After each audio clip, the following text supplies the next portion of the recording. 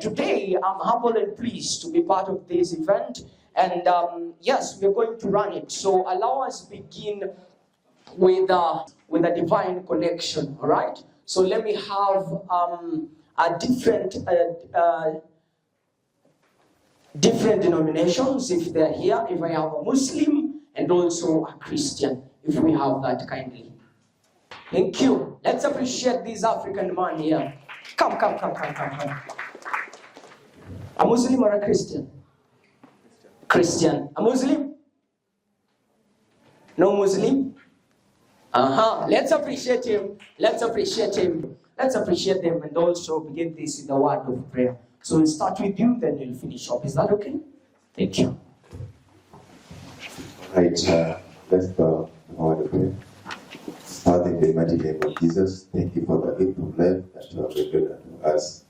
This afternoon we are gathered here to debate on the issues affecting our great continent, Africa.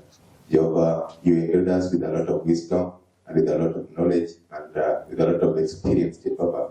Let us inculcate them peacefully, and may you bless us from the beginning to the end. In Jesus' name I pray. I'll say the prayer in Arabic, and then I'll finish with just Amen. Bismillahirrahmanirrahim. Alhamdulillahi Rabbil Alameen. Ar-Rahmanirrahim. Maliki Yawmiddin. Iyyaka na'budu wa iyyaka nasta'in. Ihdinas siratal mustaqim. Siratal ladzina an'amta 'alaihim. غير المغضوب عليهم ولا الضالين آمين. Let's appreciate them. Let's appreciate them. Let's appreciate them. You can do better than that. You can do better than that. Of course, you can do better than that. Thank you so much. Thank you so much. Thank you so much. Karibuni sana. Karibuni sana katika hafla hii ambayo imeweza kuandaliwa na wana kikundi cha JPASA, that is JKUAT Pan-African Students Association, kuandaa hafla hii kuhakikisha kwamba pia tunaitetea pia maisha yetu ya usoni. I'm a librarian for the Pan-African Library, which is a Telegram channel. So we have over 7,000 books written by Africans and Pan-Africans. I still represent the Reparatory Justice, which is Global Africa Congress for Reparations.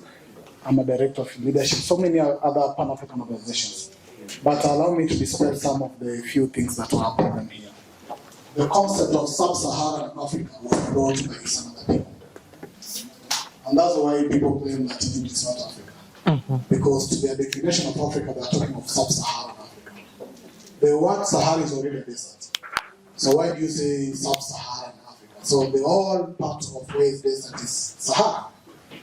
So Africa should not, unless you ask the question, which is the first country to gain independence in the term of sub-Saharan Africa, then you can discuss.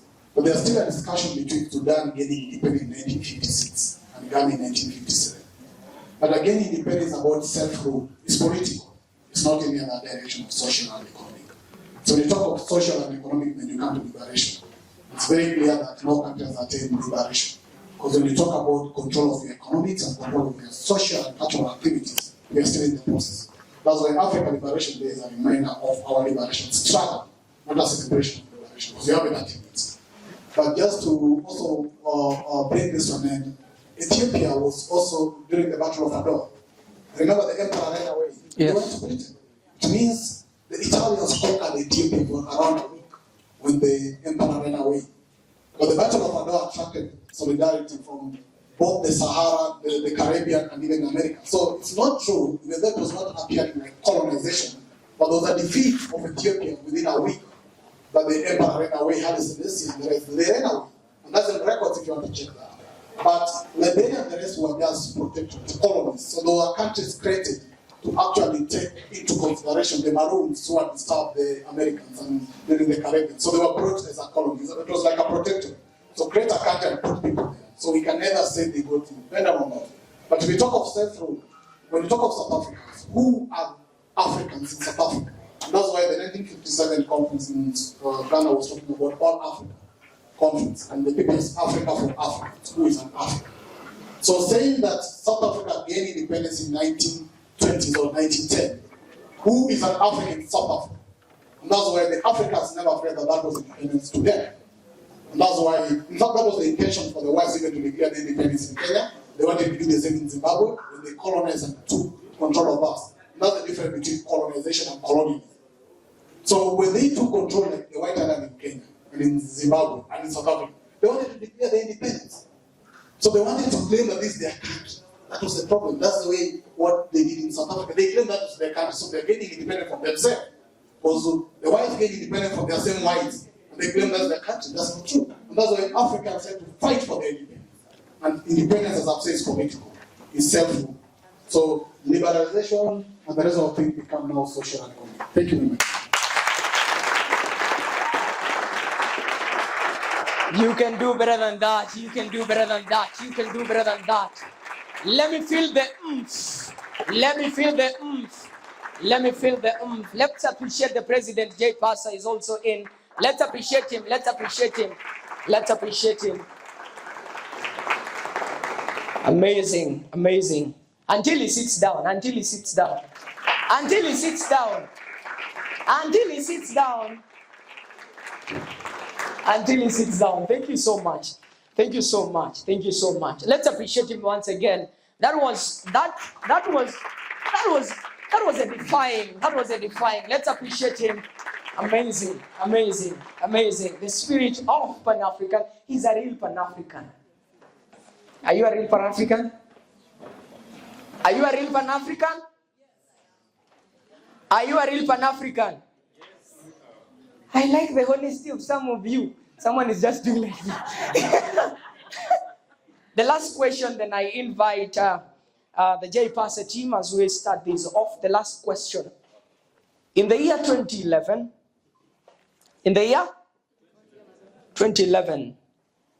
the Agenda 2063 was generated by the African Union. There was a man leading the African Union, and he wrote a letter, an apology letter. What was his name? And who did this apology letter address? All right, I love this. Yes, sir, David. Kwame Nkrumah? Huh? His name was Zuma from South Africa. Sorry, he's from South Africa. The Z might be right. But let's appreciate him. He wrote a letter of apology to Kwame Nkrumah. What was the name of the chairperson of the African Union that wrote that letter? I saw a hand here. I'm coming. Yes? Nkosazana Dlamini Zuma. Let's appreciate him. Let's appreciate him. That was the chairperson of the African Union by then. Now that, sir, you raise your hand, I don't know whether you have the answer to this question. How many agendas are in the Agenda 2063? Do you know? No, but I wanted to clarify. Okay. The chairperson who wrote the letter to Kwame Nkrumah is a lady. It's called Clarisse Dlamini Nkosazana Zuma. She's a lady. So what about the name that he said? Do you have any contradicting opinion? The name is correct. Okay, thank you. But he just specified, he said all the names. Do you know the name? What was the name? Amazing, amazing. Now, the Agenda 2063 has 7 agendas, all right? But I will encourage us to go and read those agendas. Are we good up to there? Are we good? Yes. Amazing, amazing. Now, ladies and gentlemen, with all love, with all the spirit of Pan-Africanism, allow me once again get into the spirit and the shoe of Pan-Africanism, then welcome the J Passer team. They've done an amazing job. And that most of the time, some of the times, we could get calls. I could talk to the chairperson, the struggles they had to go through until yesterday at 6 p.m., and those struggles were real. And that means that the spirit of Pan-Africanism is in them, right? They had to struggle to make it happen. Allow me to welcome the Jomo Kenyatta, or rather the JKUAT Pan-African Students Association team led by their president, none other than Stanley Museti. Let's appreciate them as they come on stage. Let's appreciate them as they come on stage. 1, 2, 1.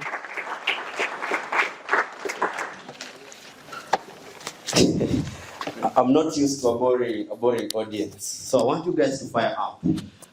When we are speaking here, I'm speaking to revolutionists. And there's no decorum, hakuna ustaarabu kwa kukua nini? Yeah, there is no decorum in being a revolutionary leader. So when we say Amandla, I want to see the fire coming out of you, right?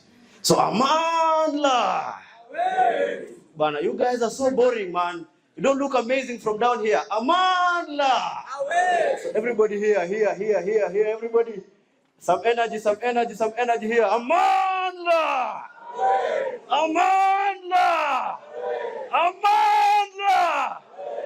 One man, I'm just one man. You guys, I want you to replicate what you're feeling. You feel my voice? I want you guys to double it. You guys are more than me. So what's up? Amandla! Men, mbona sikia wait, wanaume wako hapa. Do you have men here? You guys should have listened to people like Lucas who? Lucas who? Am I speaking to Pan-Africanist here? Lucas who? Kwame? Nelson? Muammar? Martin? Luther King Jr. You guys should be specific. Who else? Marcus? So when I say Amandla, I want to feel the chants coming from the inside. Have you guys, I don't know if you guys take weed, and I don't want to touch there. I am told that there's a place it takes you. So I want this chant not to take you to that place it takes you, to a place you're supposed to be. So when we are saying Amandla, it's supposed to come from you, like you know your identity. Some of us are speaking like you don't know what we're saying. When we are saying Amandla, we know what we are saying here, right? Am I speaking to revolutionary people here? The guys have come to give you wings so that Africa can rise, all right? These wings are not for you to go to the US. These wings are for you to rise from the cocoons, for you to be decolonized and all those things. So I want you guys to make a fist. Do we have bold people here? Make a fist, everybody. Here. Give your neighbor. Give your neighbor. Come on, guys. Give your neighbor. Amandla! Amandla! Okay, give your neighbor. Come on, guys. Keep on. Man, ladies. Amandla! Amandla! Amandla! We can stand up now so that we get charged up very well. Are we doing good? We're doing good, eh? Amazing. Comrades, power! This power is not that power you belong to. I want you to know we are bringing this power back to you. Sawa. Make a fist, everybody. So give your neighbor. You're chanting something. Come on, guys. Comrades, power! Comrades, power! You're speaking like you do not have power. These are problems the white man has used as an advantage. Because you have the power, but you're not using it, right? Comrades, power! Comrades, power! Comrades, power! Comrades, power! Yeah, we're doing good. We're not yet there. We're not yet there, right? You must, when you come from a Pan-African meeting, it's not a panel discussion. It's not a normal meeting, guys. It is not a normal meeting. When you come from a Pan-African meeting, you go and write an agreement between Kenya and Burkina Faso. Come on, guys. When you come from a Pan-African meeting, you go and write petitions to the parliament. When you come from a Pan-African meeting, you don't go and sleep normal. This is not a panel discussion and motivational speaking kind of an event. It's a revolutionary meeting. And from this discussion, you must know, that speech Elifat was talking about, I have it here. So if you are lying, I can read it to you guys so that tujue nani alikuwa anasema ukweli. I have the speech here. And that time, the chairperson of AU was an amazing lady. And I don't know if we still have such kind of ladies today. Do we still have them? If you are there, give me a comrade's power. Come on, guys, give me a comrade's power. Ladies, come on, give me a comrade's power. You know, Wangari Maathai was not a normal woman. I'm telling you the truth. She was not a normal woman. You guys should go and interact with what she was doing. There was something that she carried, and that something is what I'm talking about today, right? When you look at her, when she's speaking to Kwame Nkrumah and telling Kwame Nkrumah about Africa in 2063, some of you don't even know what about 2027. She knew about 2063. That is not a normal human being. You look at Wangari Maathai. She's in CNN, and she's asked about Africa, and she begins to wander into every country. Na wewe hata kaunti yenye unatoka hukumbuki inaitwa aje? Chief. Hata chief. What is your sublocation? Sublocation from where you come from? Malaha. Niguze mwingine? Niguze mwingine? Niachane nayo. Comrades power! Power! Comrades power! Power! Comrades power! Power! Comrades Kwame! Comrades Kwame! Comrades Kwame! Comrades power! Nice, we're doing good. We're doing good. We've just begun. Tell your neighbor we've just begun.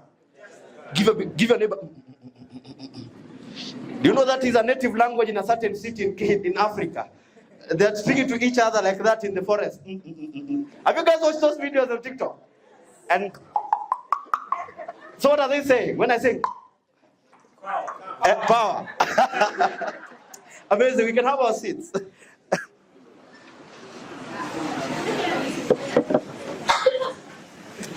Tell your neighbor you officially began. Yes, so when you come into a Pan-African meeting and it doesn't affect you, truly you are not in a Pan-African meeting. I'm telling you the truth. You're not in a Pan-African meeting. You come into a Pan-African meeting and you're not returned to your roots. Truly, you are in a quasi-Pan-African meeting, and that's a fake meeting. So I want us to begin this meeting this afternoon at a very good point. So why are we here? Have you asked your neighbor why we're here? Have you been told why you're here? Why are you seated here? And for those of you that are coming to JQuat for the first time, allow me to take this opportunity on behalf of the management and all the stakeholders involved to welcome you to JQuat. Tell your neighbor, welcome to JQuat. Tell your neighbor, Karibu Jomo. I don't know what name it was called before. It was called Jomo Kenyatta, the University of Agriculture and Technology. There was a funny name there, and I don't want to expose what we are doing because our guests here will begin to wonder if we're going back where we left. Amazing. Karibuni sana. I want you to appreciate our guests from diaspora. They have flown to be here. They're not just, I want you to appreciate them from diaspora. I want us to give them an African chant. Relax. I want us to give them an African chant. Which chant do you want us to give them? An African chant, a proper one. Gani. Gani, chi.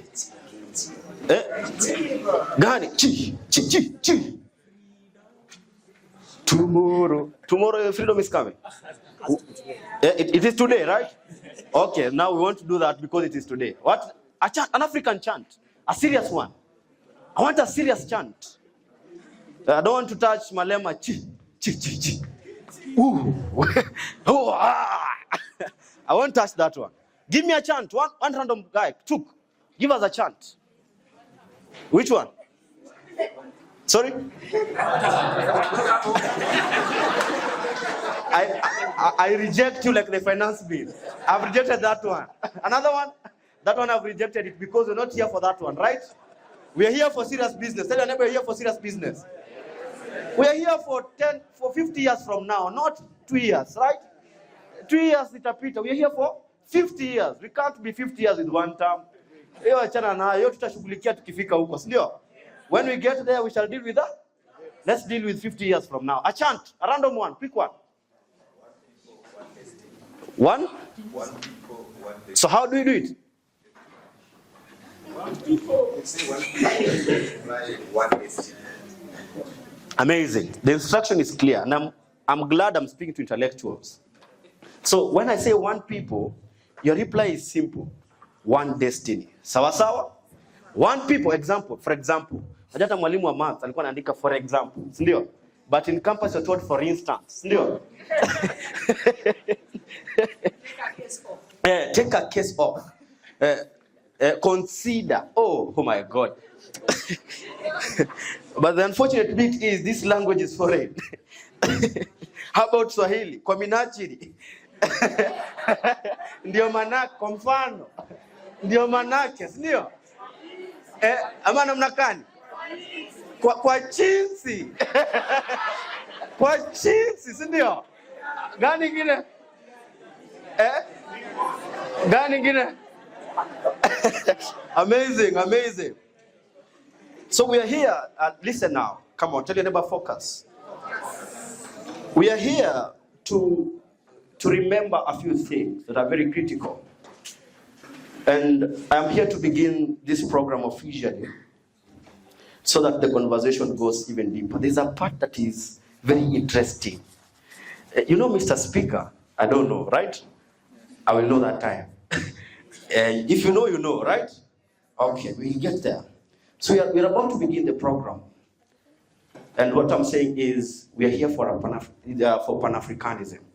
So this thing that Elephant was introducing to us was not introduced by our founding fathers. It was exposed to us by them. It was there originally. Pan-Africanism has been there since time immemorial. You were born in it. You're born before it. They're born even before it. All those things. So why are we where we are today? Because transformation has happened. And has that transformation been positive to you as an African person? That's the question we're going to be asking. It's transformation. A tree is grafted. One produces a good mango. Another one produces a rotten mango. Same tree, same concept. And it's still transformation. You've gone through education. All of us, in fact, we are in institutions of higher learning. Why is it called higher learning? Why is it called higher learning? It must be high.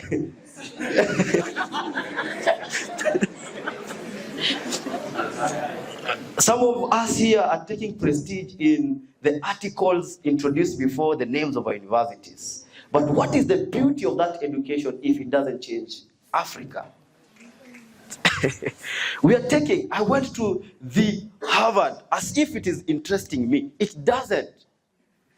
Yes, I went to the, I won't touch that one because it's a mountain.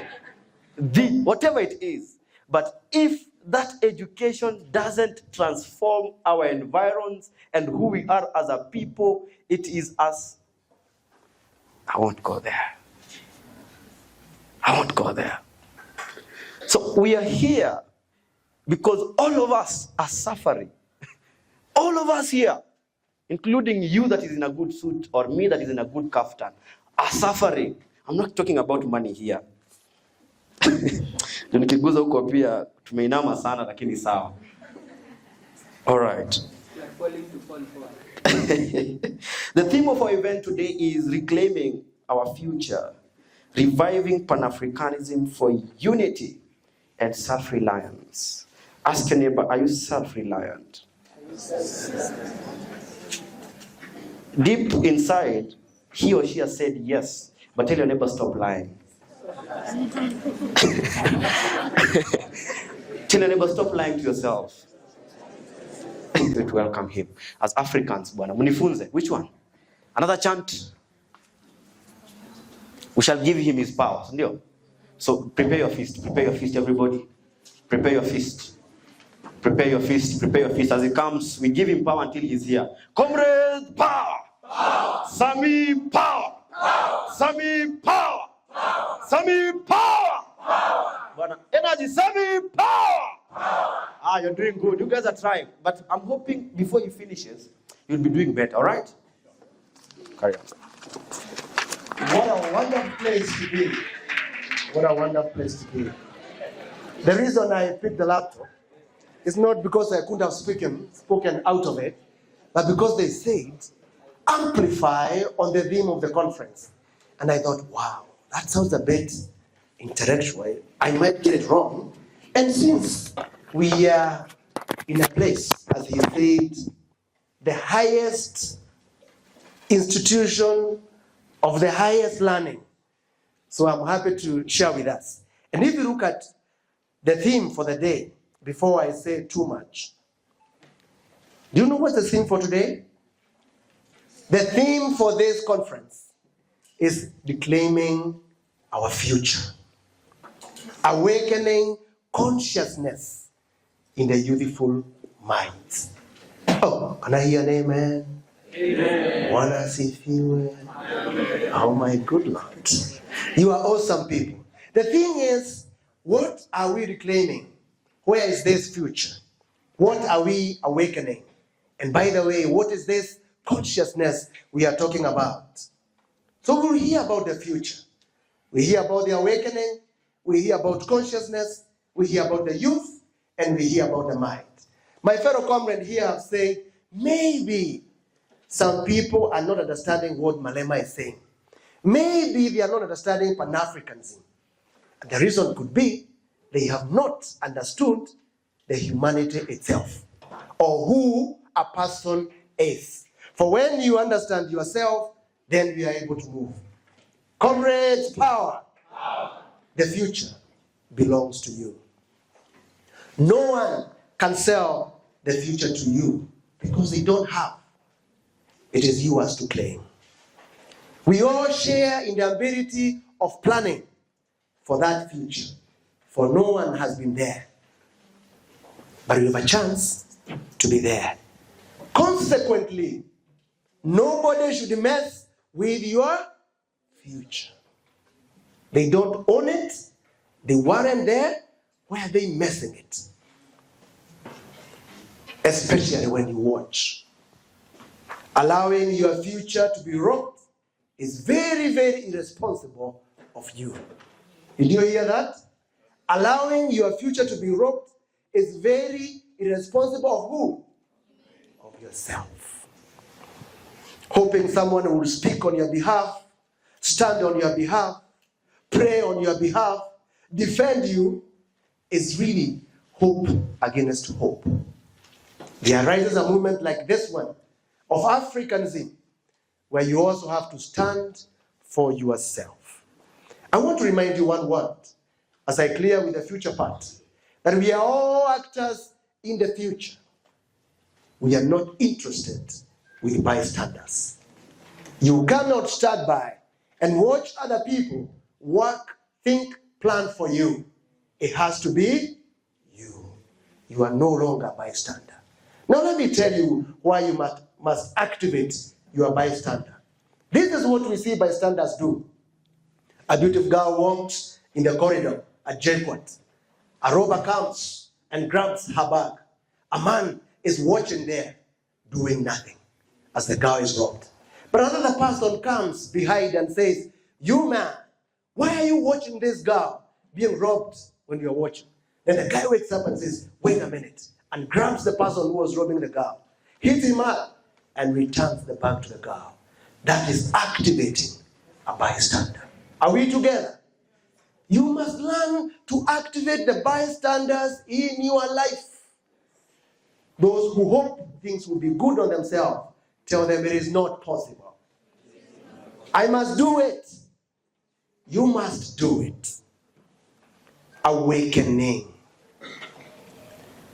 Well, they say, when the madness of an entire nation disturbs a solitary mind. Finish that? It is not enough to say that a man is mad. It is not enough to say the man is mad. That is what Francis Ibuka said in his book, Betrayal in the City. The word betrayal has been appearing especially in this part of the region and this country. Betrayal. Betrayal. But if your mind is disturbed because of things that you feel, that you perceive are not correct, it is not enough for the rest of us to say you are mad. Awakening is the realization that hard mentality and death of individualism does not amount to being right. Far from it. You know, the hard mentality, H-E-R-D, where we all want to think the same way and behave the same way. It is realizing there's a higher level. It is knowing that what we see is not it. There's a lot more. We must demand for more. It's refusing to die poor in the midst of plenty. You know, in this continent, we have a paradox. The poor versus the plenty paradox. The PPP. I know in this nation, we call it the public-private partnership. But I want to tell you what we see here in Africa is the poor versus plenty paradox. The irony of the continent is said to be the richest under the surface of the earth, with the poorest people on the surface. With all the minerals and gold and everything, down, richest. But the people on the surface remains the poorest. What a paradox.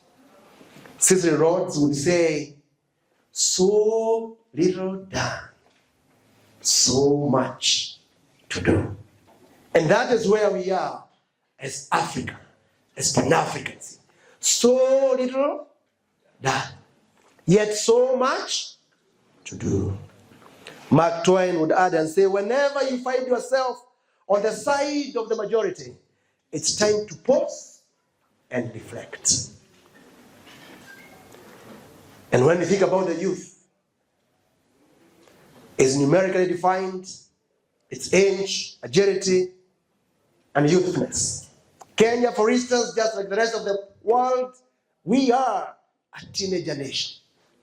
Kenya Bureau of Standards have said Kenyans are 19 years old. That's the truth. When you look at the oldest and the youngest, you are 19 years. So this country is a teenager. So you are all a teenager country. Did you hear that? We are? Now the question to ask is what the government, is what the school doing, is what the parents doing. Are they addressing teenagers' needs? Jobs, issues, self-awareness, self-identity. Is that being addressed? And if not, we see people surrendering to fate. You are the real deal. Nothing significant in the world ever happened without young people being involved. In not so distance, the Bible and the Christs that we read, who influenced the entire Christianity, he died at the age of 33 years, the Christ Jesus, a youthful person who influenced the entire world. When Kenyans were surrendering to fate, you came through, the Gen Z. You came through. You came through. And you said, we are not surrendering to fate. I know you'll come again in the not so distant future. Comrades, power! Power! Comrades, power! Power! I know you'll come again in not so distant future. And you'll not come again for anybody else, but for yourself. For it's a nation of teenagers of 19 years. You'll be coming for your own self. And therefore, it must be clear what you stand for. But let me talk about consciousness, and I'll spend 3 more minutes. Because it is here that more things happen. Consciousness is that state of being aware and responsive to one's surrounding and oneself. It's the first person experience of the mind. I know you heard the word first person in primary school when they said, who is the first person singular? It is Not me, okay. I. And who is the first person plural? We. And that is why you say we, because you are part of it. Sleepy conscious means snatched life. If you let your conscious to keep sleeping, if everything that happens to you let it pass by without any recording, you allow your life to be snatched away. What am I saying? I'm saying if you allow the boys to keep frustrating you, you beautiful girl, you allow the first time, you never learn from the mistakes. It is going to happen again. Semester 2, it is going to happen again the third semester if you're on a trimester. It is going to happen again on your second year. And by the fourth year, you will say, all men are dogs. And who'll be asking you, who told you to be with all men? You should have chosen one. Mind and consciousness interrelate. Mind and consciousness interrelate. When you are thinking about a problem, that's your mind at work. When you are aware that you are thinking about the problem, that's consciousness. I hope this helps you to note why people get into depression without knowing. They actually deny their thinking. They are saying, oh, but I'm not even thinking. Oh, I don't even know why I don't even think I'm okay.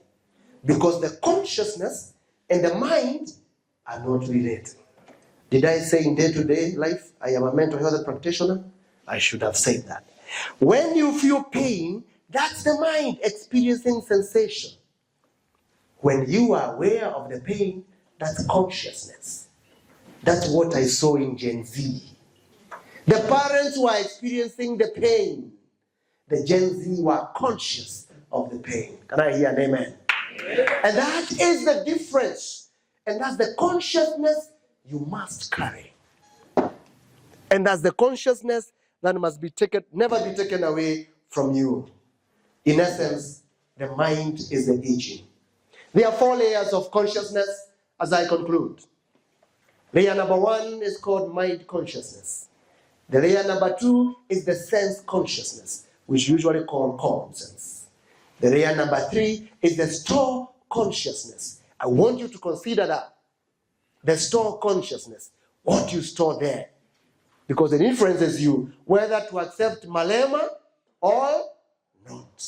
Whether to accept Pan-Africanism or it is what is stored there.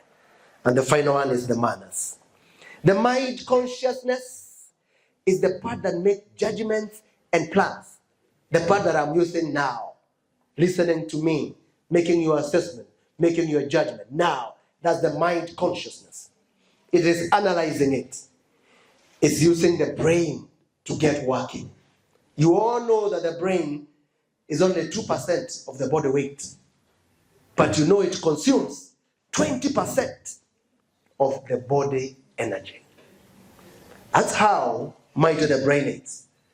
That's how much we need to take care of the brain. Because when all is said and done, you people seated in this hall, it is not because you are strong physically. It is because in between your ears, there exists some wonderful gray matter that make you to reason, to articulate issues, to be calm. And that is what changes the world. And that is what you must aspire to become the best you can be.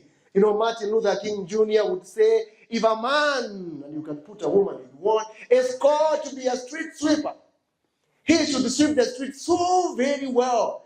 Just like Beethoven composed music or Shakespeare wrote poetry, he said he should sweep the street so very well that all the host of heaven and earth will pause and say, here lived a great street sweeper who did his job well. We are called to excellence in what we commit to do. We cannot be Pan-African. We cannot be that and still be assessed as people who never finish a task. And still be assessed as people who never innovate anything. And still be a people who cannot lead. We cannot be the people, Pan-African, This is backward with technology, and we wait for people from China to come and help us sort the needy bridge. 60 years later, after teaching engineers in this country, we cannot. That cannot be Pan-Africanism. Pan-Africanism is also looking for solutions of the issues that affect us. For we are the people. Being mindful of others, interestingly, keeps your energy levels low. The mind consumes less when you are mindful. Amazing how God created us. That if you are mindful and you are kind, imagine you will grow, you will look beautiful, you will look handsome, as long as you are mindful. You start feeling bad of everybody else, envious, talking bad about everybody else, abusing them on social media. Oh, the people you are abusing continues to grow, you will continue looking funny and sad. Because you know what you'll be doing? You will be swallowing poison nicely, expecting your neighbor to die. And there is no wisdom in that. That you are swallowing poison, expecting the person you are angry to do what? Who will die eventually? Yourself. That's what I've seen social media everywhere, saying, oh, give them 2-3 minutes. Kama will come, will sort them. Oh my good Lord, there's no karma. There's nothing like. There's only consistent behavior and action and predictable outcomes. Are we together? There's only what? Consistent behavior or inaction and predictable. What karma is there? If you don't go to class, you will fail. Where is karma showing up? You do not show up in class.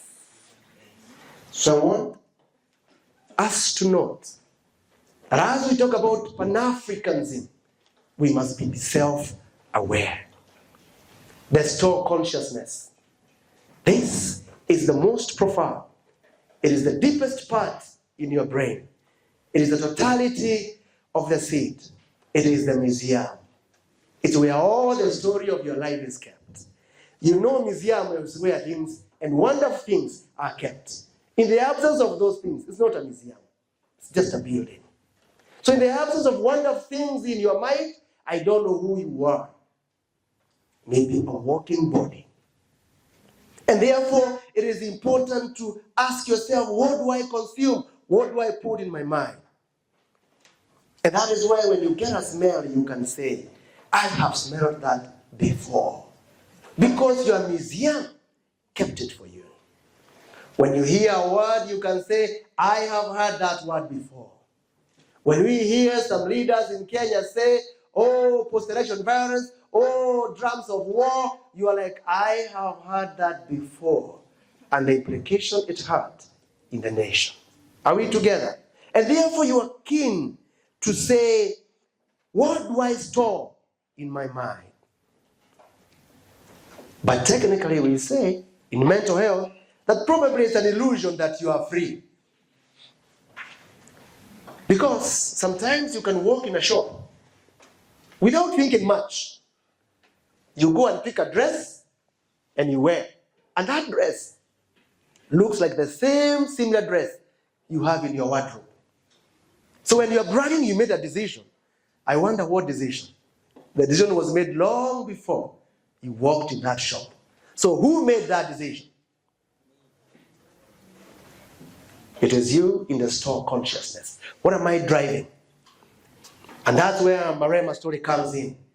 If the store says Pan-Africanism is no good, it can't lead us, it can't move us. Unless you put new things in the store, it remains the hindrance. It remains the stopping thing that stops you from moving forward. If you put in yourself and say, mathematics is not my thing, I can't understand it. After all, I'm not to blame. It has been confirmed.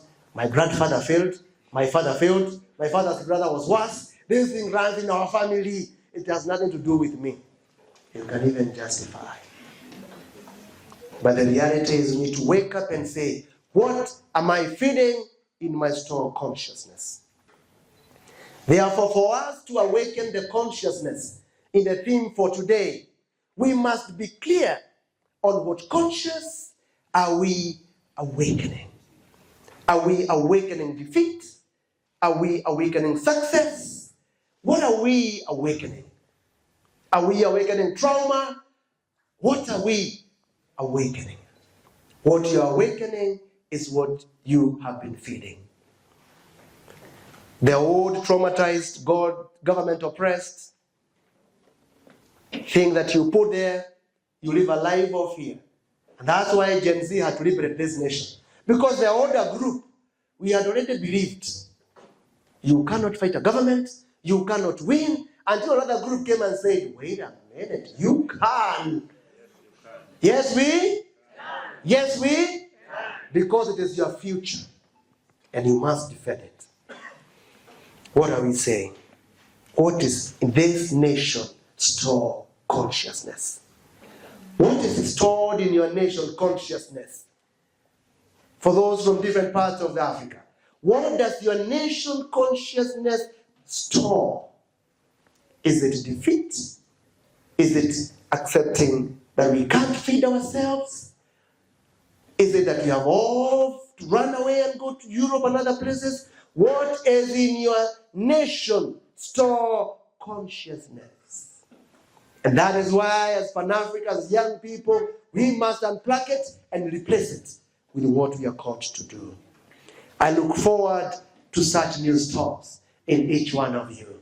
Comrades, power! Power! Comrades, power! Power! I look for that in your store. I look for that to see Gen Z Revolution did that for us. I look forward to new stores. For once collective consciousness merges, a great revolution happens. In my conclusion remark, I want to say this. Your mindset must be the growth mindset, not the fixed one. We must all be transformed and say, we can make it. It is doable. God changes you to new mindset. And I finish with this verse from the good book. Romans 12 and verse 2. Just so that you don't think I am not a practicing Christian.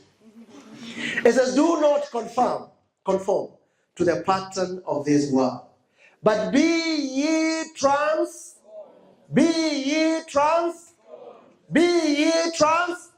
by what? By the renewing of your mind is everything. Renew it every day. Become the person you are meant to become. Don't shy. Stand up for your right. Stand up for your right. Stand up for your right. And become. Comrades, power! Power! Comrades, power! Power! Viva comrades. Thank you very much and God bless you. I come from Zambia and I'm here in Kenya. That's where the PAUST or Pan-African University Institute of Science, Basic Sciences, Technology and Innovation. So it's found here at JKUAT. I know some JKUAT students don't even know where PAUST is found, which is really unfortunate because I feel there's less sensitization that has been done over this institute. So for me, it's a great opportunity. It's a great honor that I was invited to come and attend this event because I'm also someone who really loves Pan-Africanism, the ideology and everything. And the beauty about this institute or these institutes is that they also train us, they also awaken the spirit of Pan-Africanism in us because we learn about the history of Africa, where we're coming from, where we are and where we are going. So those who are interested, you can meet me. We can discuss more about the Pan-African University. So here in Kenya, they offer different programs. They offer mostly engineering programs. So they're training us to be engineers who are going to find problems to the solutions to African problems. So as we are aware, most of our liberating fathers or founding fathers of our nations, like in my case, Zambia, we have Kaunda, who was there. He became president when he was 27 years old. That's when he became the president of Zambia, the first president of Zambia. So I don't know, I've not done my research about Jomo Kenyatta here in Kenya, but I still believe he was young. He was not young? Okay, all right, okay. So, but if we check if we go back in history, we discover that most of the people that led the liberations in our nations for us to be independent were very young. Most of them were below 30 years old. They were below 30 years. So that means this is the right time for us to actually change the trajectory of our nations. So this is the right time, and we are the leaders of today, and we are the leaders of tomorrow, or the future leaders. So we shouldn't wait to be 40, 50 years for us to say, okay, we can get involved in governance issues, political issues of Africa. That would be too late for us. So we have to do that. So with these few remarks, I think most of, I'll just say that it's our responsibility as young Africans to come together and actually drive the Pan-African spirit. And also, my quote, I will say before I leave the stage, is that if we all wait, none will do it for us. So if we all wait, no one is going to do it for us. I will say it in Kiswahili, but you're going to pardon my pronunciation. So, sote tukisubiri, hakuna atakaye tufanya. Yeah, so I think I've tried. Thank you. Many of you know that Nkrumah was an author. He was not only a president, but a writer. So we study one of the philosophy and ideology called the Pan-African philosophy and ideology for decolonizing Africa that was written by Nkrumah called conscientism or consciousism that deals with the consciousness of Africans. That book is there every Thursday. We do it virtually. Every Friday we host another class where I teach Pan-Africans about Swahili, but you have other Pan-African meeting. Every Saturday for the last 3 years we discuss Africa unification. So topics including Agenda 2063. Last time we were talking about armed liberation struggle for Africa, and every Sunday we still discuss with various Pan-African about the liberation of Africa. I do it full time. Every morning I ensure that I serve our Pan-African library with at least 50 books written by Africans or about Africa, so that you can also show the world that Africa are also authors. They say we don't write. We've written a lot of books. It's just a matter that they don't give it that visibility enough. So that's what I do in my full-time basis, apart from research that I do for Pan-Africans and many things. In this country, I am a founder of a political party called Accountability and Transparency Party. I founded that sometimes back in 2019, and we are still looking forward to bring the young people to be in the political space for 2027, so that we must be having young leaders from MCS to presidency. In fact, I tried to be one of the presidents in this country in 2022. I was among the youngest candidates in 57 candidates. But unfortunately, you know what they did? They end up with 4 people. We believe this time around we will not end up with another 4 people, but they'll allow young people to be on the ballot for presidency. And we say one thing: we are either given space to be leaders, or we will not vote them. Because we have voted them for long, but they don't want to give us space to vote ourselves as well. And if we have to be the leaders, then we must choose ourselves to be the leaders to lead this country. And that space must be given to us. And across the continent, young people find it hard to be leaders. The policies and the laws and the cost of political process is very expensive for some of us. So we just become spectators. But I always advocate for one thing. If you have recognized that I'm old enough to vote a leader, why don't you give me the right again to be a leader? If I'm old enough to be 18 years to vote a president, why do you think I'm too young to be a president? So this is the question we must ask ourselves. But just to conclude in this discussion today, comrades, let me tell you, we the young people must be at the center stage of Pan-Africanism. The same way we are the center stage of Africa, climate, and the rest. We must breathe, we must talk, and we must walk. Pan-Africanism is a spirit, like the Holy Spirit. This is our spirit, and we must keep it alive we will make it. So thank you very much, comrades, and let's keep the work going. Comrades, power! I'm called John Okech. I come from Kajiado, Pan-African Movement Kajiado chapter. The theme of today, I'll be very brief because I'm given 2 minutes. So the theme of today, if you can remember, was about reclaiming our future. Reclaiming our future in relationship to Pan-African. The Pan-African, our forefathers, there was very fundamental issues they were addressing. They were addressing solidarity, unity, liberation, and a common social and economic well-being of Africans. Africans, the continent, and African out of the continent. So, ladies and gentlemen, as you are seated here, you are a young, vibrant, energetic Africans. What do you do? What is your stake? What is your take on the leadership of the Africans? The problem is not the Africans. The problem is the leadership in Africans. The Africans, the leaders, when they go to power, they change. When they go to power, they don't do what the spirit of Africans are. Our forefathers meant well with the Africans, but the problem we have is our leaders. Our leaders, when we talk of solidarity and unity, the forefathers were telling us, what do you do if you come together in unity, in solidarity, we can change our future and we can reclaim our future. So it is your responsibility as a young man not to sit there, but you must do something. There was a speaker who talked about the self-consciousness. What do you do as an individual?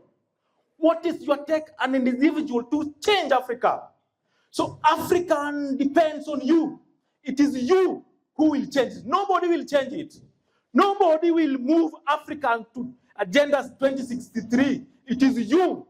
So, ladies and gentlemen, because I was given very few minutes, I know we'll have a conversation, and one day or one time, the African we dream of will be there. One day, one time, we'll reach the African that we dream of. Thank you very much.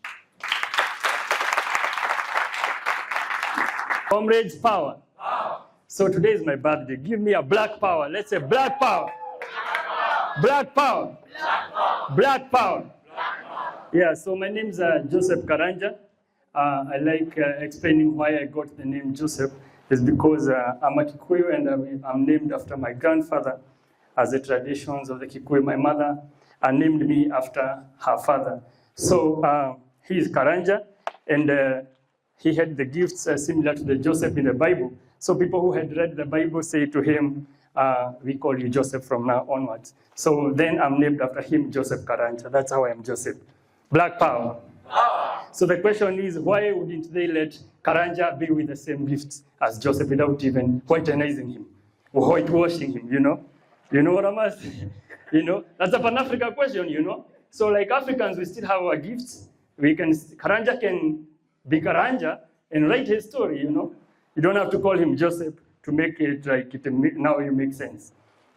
Well, thank you. May I go direct to one of the speakers said, like, as we come out of this door today, we are going to have that one man, and that one man is you. Say, that one man is me. Yeah, be that one man who is going to change Africa. So today, I will present a formula we are using to do what we have been speaking about, a formula that came to me as an epiphany. It's called the Ubuntu Solidarity Formula 1212. Say Ubuntu Solidarity Formula 1212. Ubuntu Solidarity Formula 1212. Do you know about Ubuntu? Yes. Ubuntu says? I am because we are. It starts with I. So I am that man. Yes? When you say I am because we are, you are reaffirming that you are that man who is going to come out of this door and change this Africa and manifest the Africa we've been waiting for. So I am because we are. Ubuntu Solidarity Formula 1212. I'm going to give you some booklets that is going to explain more because I don't have the whole day for me. The sponsors for those books are called Team RBG. It's a network of Pan-Africans. We talk about Black Power worldwide. They sponsored the publishing of those books. You're going to get one. And maybe we shall make, not maybe, of course we shall make partnership. I need your energy. We can spread this to reawaken the consciousness of the youth. Thank you very much. I'll give you the books. My name is Joseph Dallas Johnson Jr., and I'm from Lafayette, Louisiana in the United States of America. And I've been part of the Center for Pan-African Affairs since November. And I also, at the same time, I started a nonprofit to bring water. And we went to the Tanya River County yesterday for the repairs of the 2 boreholes that we did. And besides the Pan-African, the water, like I'm saying, is essential to education, to everybody, to bring them up, to have the brain power, to help the people and everything. And what else I want to say is, with the Barbara Harmon Johnson Foundation that I founded, if I can get some of the youths on this side of the continent to work with us to help people here, I'll be very much appreciated. Sylvester and also Chris Williams from diaspora. We all are together and oh my God.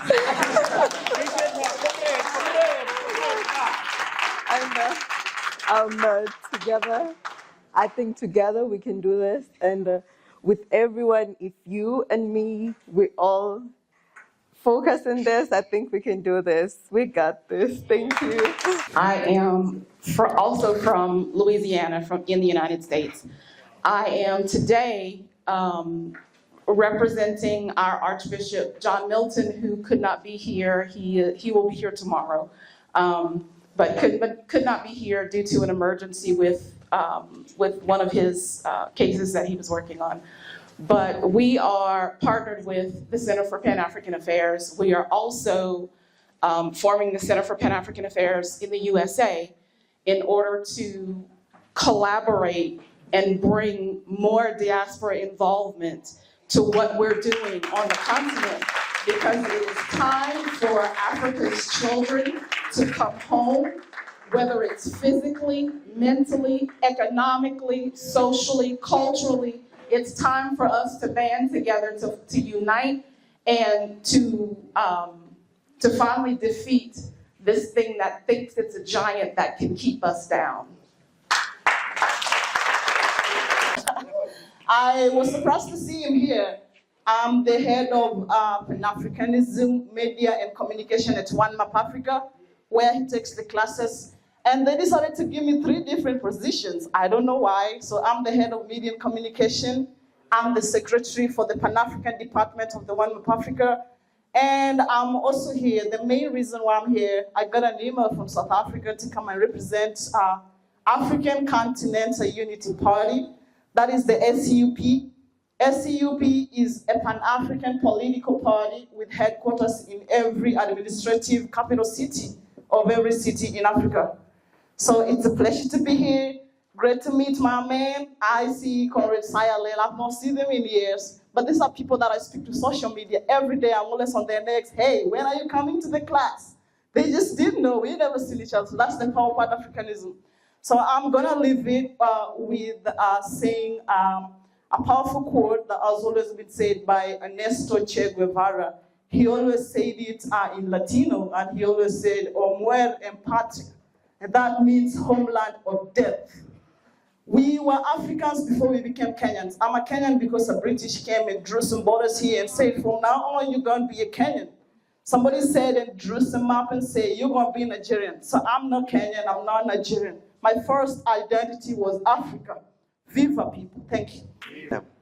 So I want us to proceed to the debate, but before we do that, Bwana Churchill, come and touch a number, just a few knobs, some African acoustics kidogo, sindio?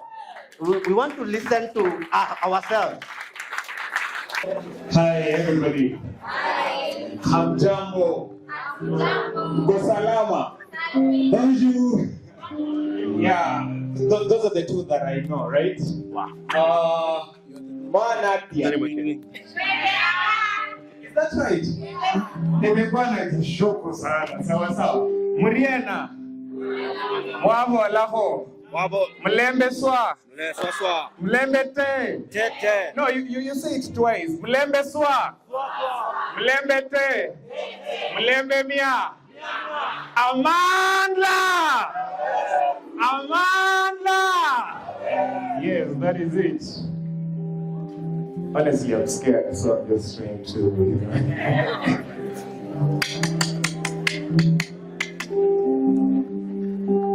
Machozi ya moyo tena malisika,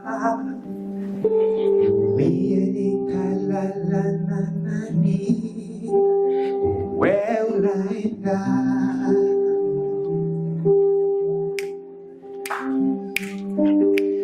Mie mpaka ni mawazo,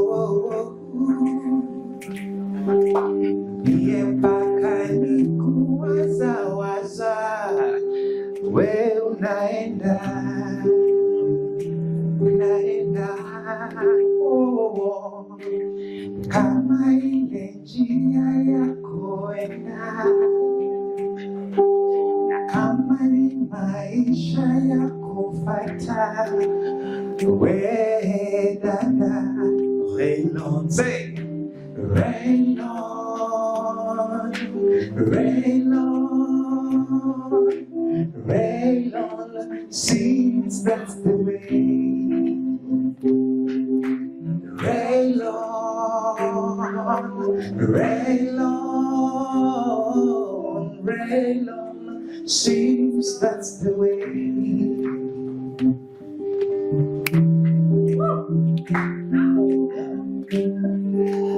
Mie mpaka ni mawazo, hapo unaniachanga, kama we unaenda, we unaenda.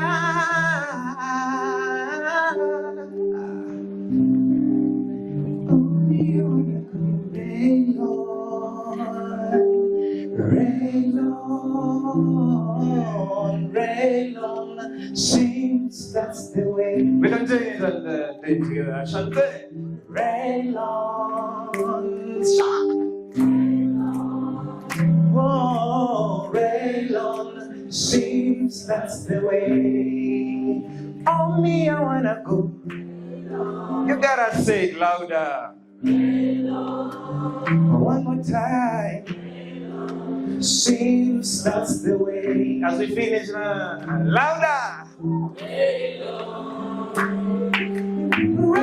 on, rain on. Seems that's the way.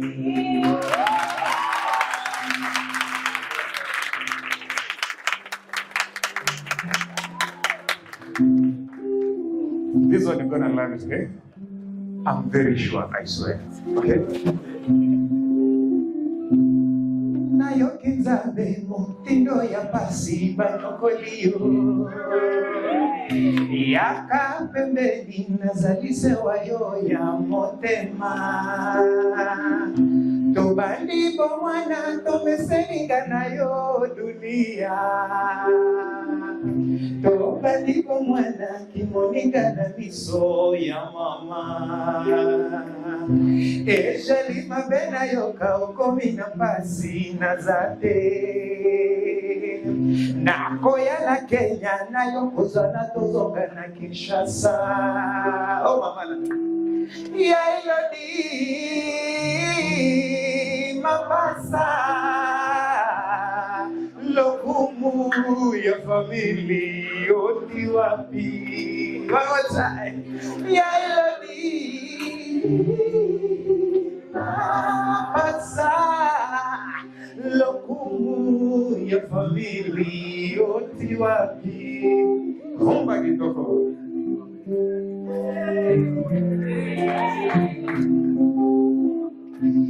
kama haja yako mwana tangu mususuleka kagombeko toyeba niko mwana totambolike jemo mibanga nayo. We start from Nairobi. Let's say Nairobi, Mombasa, Nakuru, Kisumu. Lift your hands and say, shout it! Harambe, Harambe, Harambe, Harambe, Nyai. Nakina ilopi, ona sali saduri. Nakina ilopi, teposonga na duni. Nakina ilopi, ona sali saduri. Nakina ilopi, naposonga na duni. Nakina ilopi, ona sali saduri. Nakina ilopi, naposonga na duni. Nakina ilopi, ona sali saduri. Nakina ilopi. Everybody, louder for Africa! Amanda! Woo! Shout it! Nakina ilopi, wana sali saduri. Nakina ilopi, nakozonga na duni. Nakina ilopi, wana sali saduri. Nakina ilopi, nakozonga na duni. Viva Africa! Thank you so Viva Africa! Viva! Viva Africa! Africa! Rise! Arise! I'll give you one number. He's representing Paus. You said you have international friends. International. He's my international friend. He's an international friend. Yeah. This one is international. Yeah. International. Amazing. Saseni. Naitwa Chris, Ellen Chris. Natoka CER, Central African Republic. Most of you don't know that this country. I'm a French speaker. Akipata inaitwa nini? Capital city. Mimi napatia credit. I know the capital. Not you. You stop. So ask for the capital city, you get credit. I have a hint. You stop. What? Oh, just leave Nobody. it. Just leave it. I'm from Posti, the Pan-African University. Yeah. So I'm the product of Africa. I can manage French, English, and Israeli, Togo. And I met this guy because of music, and I want to sing this song. You remember when you met at that event? C'est dans ma galère que la gloire tout m'a quitté. C'est dans ma galère que la gloire tout m'a quitté. C'est dans ma galère que la gloire tout m'a quitté. C'est dans ma galère que la gloire tout m'a quitté. Et j'avais peur. Matin, midi, soir, on était ensemble à la rue Princesse, au milieu maquillot, à chaque fois payer le poulet. L'argent est fini, on tout a changé de côté. Waribana, elle a changé de copain.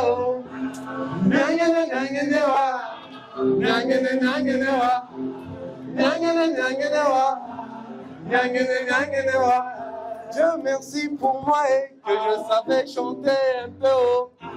J'ai fait ma cassette, on me voit à la télé.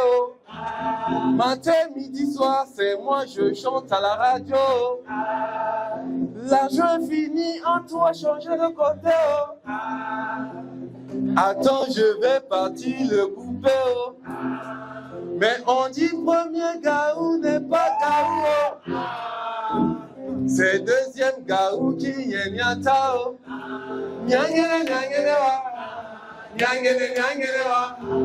Nyangene nyangene wa. Now listen. Angu kanayo. Angu kanayo. Angu kanayo. Angu kanayo. Angu kanayo. Angu kanayo. Hello.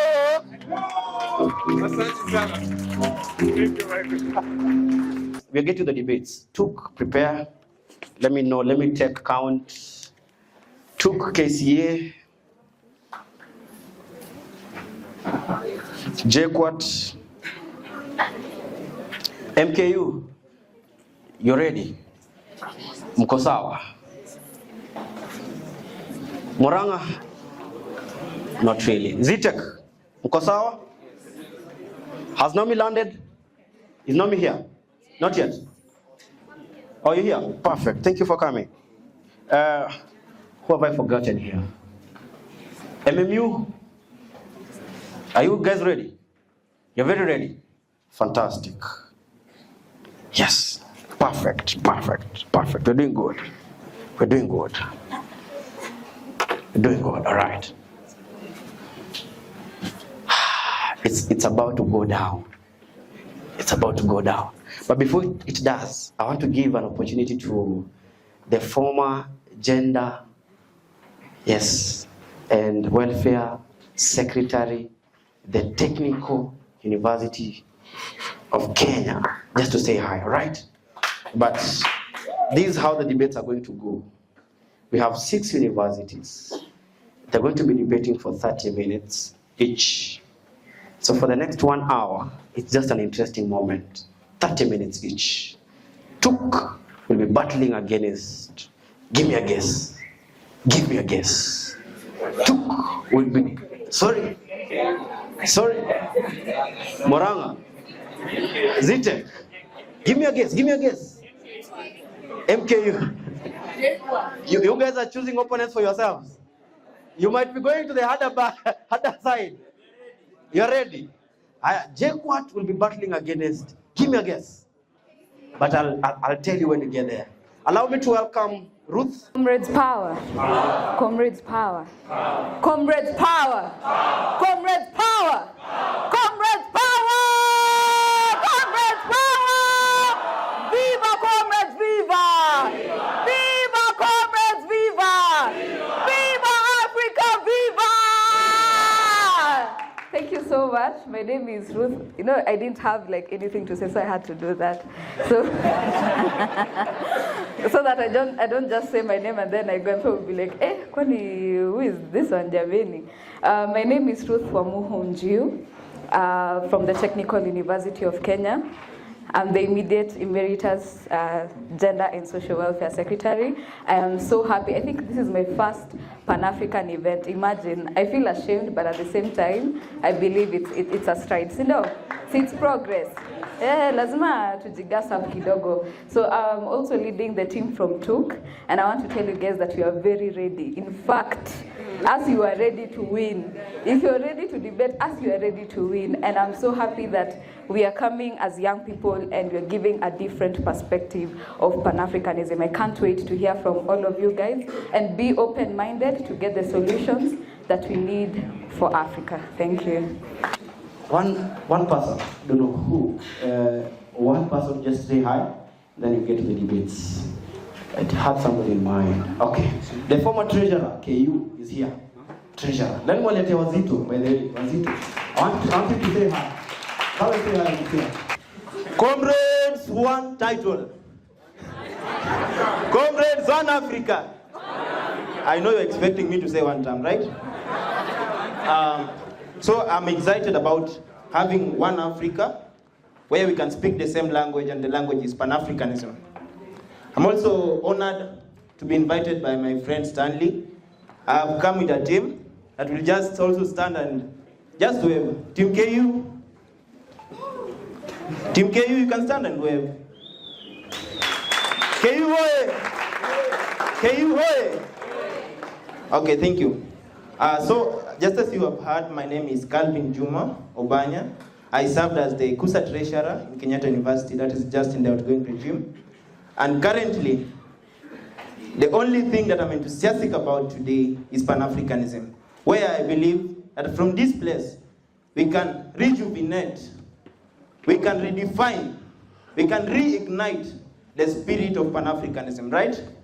Thank you so much, and enjoy this session, learn more, and from here be a transformative African. Thank you. Teams are going to debate as follows. Technical University of Kenya, will be debating against ZTech. Technical University of Kenya will be debating against ZTech. So I need the debaters to come to the podium. Just proceed. It's going to be a short time, but there's something I want us to capture. Yeah, let them just come to the front. We'll find some chairs for them. Okay, we'll begin with TUK against ZTech, KCA against JQuat, MKU against MMU. We have seen what we want to highlight the achievements of Pan-Africanism. Number one, economic integration and growth of Africa. How do we say that, how can I support the fact that Pan-Africanism has led to economic growth? I can clearly say that there has been organization and foundations of Pan-African organization, such as Africa Continental Free Trade Area, the ACFTA, are aiming to create a single market among the 55 member states. The reason why I'm saying this is because, as we have seen in Africa as a whole, large continent, we can say that there is an opportunity of a very large untapped market worth approximately $1.2 trillion. That is clearly untapped. So the fact that Pan-Africanism can create organization that aims in the economic growth of this, making use of this knowledge that we have an untapped market, that if so exploited can result to very good results on our part, giving us a lot of profits and growing Africa as a whole. I can clearly say that if Africans unite through the Pan-African ideology, we can say that it gives us bargaining power, collective bargaining power. If someone in Nigeria says, oh, I have oil, someone in Kenya says, we have good lands, we can make tea, we can make something that America desires. We have a person in Uganda saying, you guys do not know about matoke, but we can actually create for you something that is very sustainable and is something that clearly feeds us and we love it. So there is that collective bargaining power. So when we are in the market and the Western and the Middle Eastern part tries to tell us that whatever we have is not enough, we can clearly say that when we come together, we have the bargaining power of saying, no, I'm not alone. I'm not standing as Kenya with oil that I do not understand. I'm not standing as Nigeria with only having to say to use oil as a raw material, but I'm standing as Africa, knowing that by myself, together with other member states, we have collective power, and we can say that this is what I have, and I can make change with it. So you cannot tell me how to use whatever resources that I have. So giving me bargaining power, hence making Pan-Africanism very, very relevant. I would clearly say that it helps us address neocolonialism and external interferences. It's clear to say that as Kenyans, we are clearly influenced by the country that colonized us. We have to be blunt. We have to be real. The United Kingdom has a lot of power. If the king of the United Kingdom decides to come to Kenya, what do? We stop everything. We behave as if someone is coming to feed us crabs, while knowing that we are not just Kenya. If we unite together as Africa, we can become as powerful. And that is an ideology that still has not sinked in. Our forefathers knew it. Our forefathers knew that as Africa, that they knew it, and so they fought against colonization. And it is so sad that even as Africans right now, we are falling to the same thing. It may not be as bad, it may not be as blunt, but it's surely as cruel as colonialism, neocolonialism, and external influences.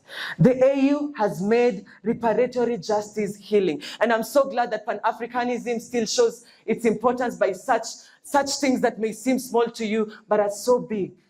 When I tell you that there are artifacts of Africa that are placed in the United Kingdom's museum, what feeling does it elicit in you?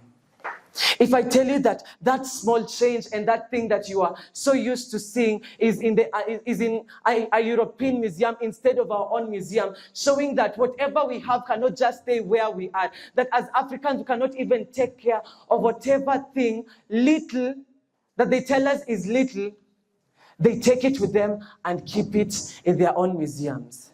The AU, African Union, has made reparatory change by bringing back Benin coins. Do you think we do not have coins? Did you think we never had currency? They tell us that Africans just came and exchanged a goat for maize. They're telling us that, you know what, you cannot even trade, you are stupid, clearly. But the change that the African Union has made has shown how important Pan-Africanism is to us. Pan-Africanism has led to the promotion of peace and security. It may seem as small steps. When I say it has promoted peace, someone may say, no, it has not. What defines peace?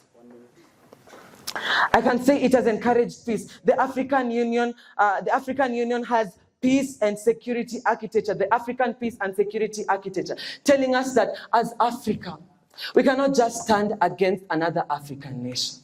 You are Kenyan, I'm Tanzanian, you're Nigerian, I'm Ghanaian. Why should we fight? What are we even fighting for? Because I cannot just cross a boundary. We have skin. The colonizers raised borders, dividing communities. We have Maasai people in Africa. In Kenya, for instance, we have Maasai people in Kenya. And we also have the Maasai people in Tanzania, and they've just been separated by just a border. How do you feel? What does that elicit in you? That makes me say, why are we divided by borders that were made by people who did not have our interests at heart? I want to know my brother in Tanzania. I want to know my sister in Uganda. I want to know everything. So it has promoted peace. So Pan-Africanism is important. Thank you. When I was 20 years, I met a very handsome man. And what that man told me was that he was older than me, so of course it made sense that he knew what I wanted to hear. So as a lady, what do we like to hear? We like to hear that you're beautiful. We like to hear that you're gorgeous. And they always feed us with the analogy that there is a future for us. Ladies and gentlemen, today, the dust that has befallen me, I cannot even explain. And that is the same analogy, rhetoric, that Pan-Africanism is actually telling us. Pan-Africanism, first of all, I would like to define the motion, because the first speaker only defined what is Pan-Africanism. But the real question is Pan-Africanism ideology still relevant and important in this dispensation? My name is Ruth Amuhu, and I'm strongly opposing the motion that Pan-Africanism ideology is still relevant and important in this dispensation. What is Pan-Africanism? It's a political and cultural ideology advocating for the unity, solidarity, and collective progress of African people, both on the continent and in the diaspora. What is the meaning of relevance? Still applicable or important in the current, quote, current social, political, and economic context. Dispensation, the current period marked by globalization, I repeat, globalization, digital transformation, post-colonial governance, and continental integration efforts. I would like to continue and add that our modern day challenges as Africa is corruption, poverty, hunger, and coups in different countries. I am still looking for the man who sold me the hope. Because at that time, if I knew better, I would have been more realistic and pragmatic, just the way I want us, all of us in this room, to look at the motion. Pan-Africanism ideology is ambitious and impractical. I know, probably you're like, we are in a Pan-African event. How can you be discrediting the motion? But as we are here as young people, so that we can be able to make a difference, we cannot be making a difference by still reading the stories of Kwame Nkrumah. We cannot make a difference by still referring to Jomo Kenyatta. What is you as James? What is you as Ruth? What is you as Wanjiku doing to shape the story of Pan-Africanism in Kenya? Oh, in Africa. First and foremost, something has been said, and it is real. I loved what the first speaker said. I loved his how he was giving the points, and I took note of very important points. And one of them is realistic. The minute you see someone talking with emotions, trust you me, better run. Run, my sister. Run very fast, because that is how they're selling you hope. That, my brother, run for your life, because that is how they're selling you something that is not practical. In 2019, when you talk about how the African Continental Free Trade Area has created a free trade area in Africa, when we only have 15% of intra-African trade and 68%, ladies and gentlemen, that is the much we are interacting with Europe. 59%, that is how we are interacting with China. And you know what? 21% of our debt, I repeat, 21% of our debt is owed not to South Africa, not to Nigeria, but to China alone. We have not talked about the IMF. We have not talked about the World Bank. In 2019, what did Nigeria do? They imposed what we call protectionism laws, even after being part of ECOWAS, even after being part of AFTA. And what was the reason? There's something we call national interest. Why are you here and you're not protecting Ibrahim Traore? It's because it is not your business. We have bigger businesses, we have bigger problems in Kenya. We have corruption to fight, we have poverty to fight, we have hunger to fight. So national interest will always supersede what we call collective interest. And whenever you find people that have come together, in every situation, there must be a leader. Oh, and let me shock you, most of the leaders take advantage of who? Their followers. Unfortunately, that is the reality of what leadership is. In 2020 and 2023, the first speaker who did not introduce himself, unfortunately, I will use the word first speaker, stated that the African Union has enhanced security. I want to ask you this question. What was the African Union doing between 2020 and 2023, when Africa experienced 13 coup attempts? And do you know how many succeeded? 8. Yani, ni kama ukienda kukatia like 3 people, and then 2. How powerful are you? 2 of them are already in your box. 8 successful in countries like Burkina Faso, Mali, Niger, according to the Mo Ibrahim Foundation report. Ladies and gentlemen, I want to continue showing you how Pan-Africanism is important, but is it relevant in this time and age? Africa is experiencing political instability and leadership failures. And who are the people failing us? Us ourselves. I don't need to go far. Let us look at Kenya, for instance. How many cases are we talking about of corruption, of people borrowing money? In fact, we are paying loans for things that money that did not even get into the country. And you're not talking about a British leader. We are talking about a Kenyan, in fact, a Kenyan born.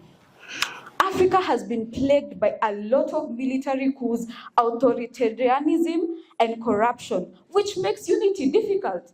Because why would you tell me now, as Africa, Kenya, when you come tell me about peace and security, does that ring in your head? No. But when I talk about youth employment, when I talk about Gen Z, it makes sense to you. Why? Because that is your business.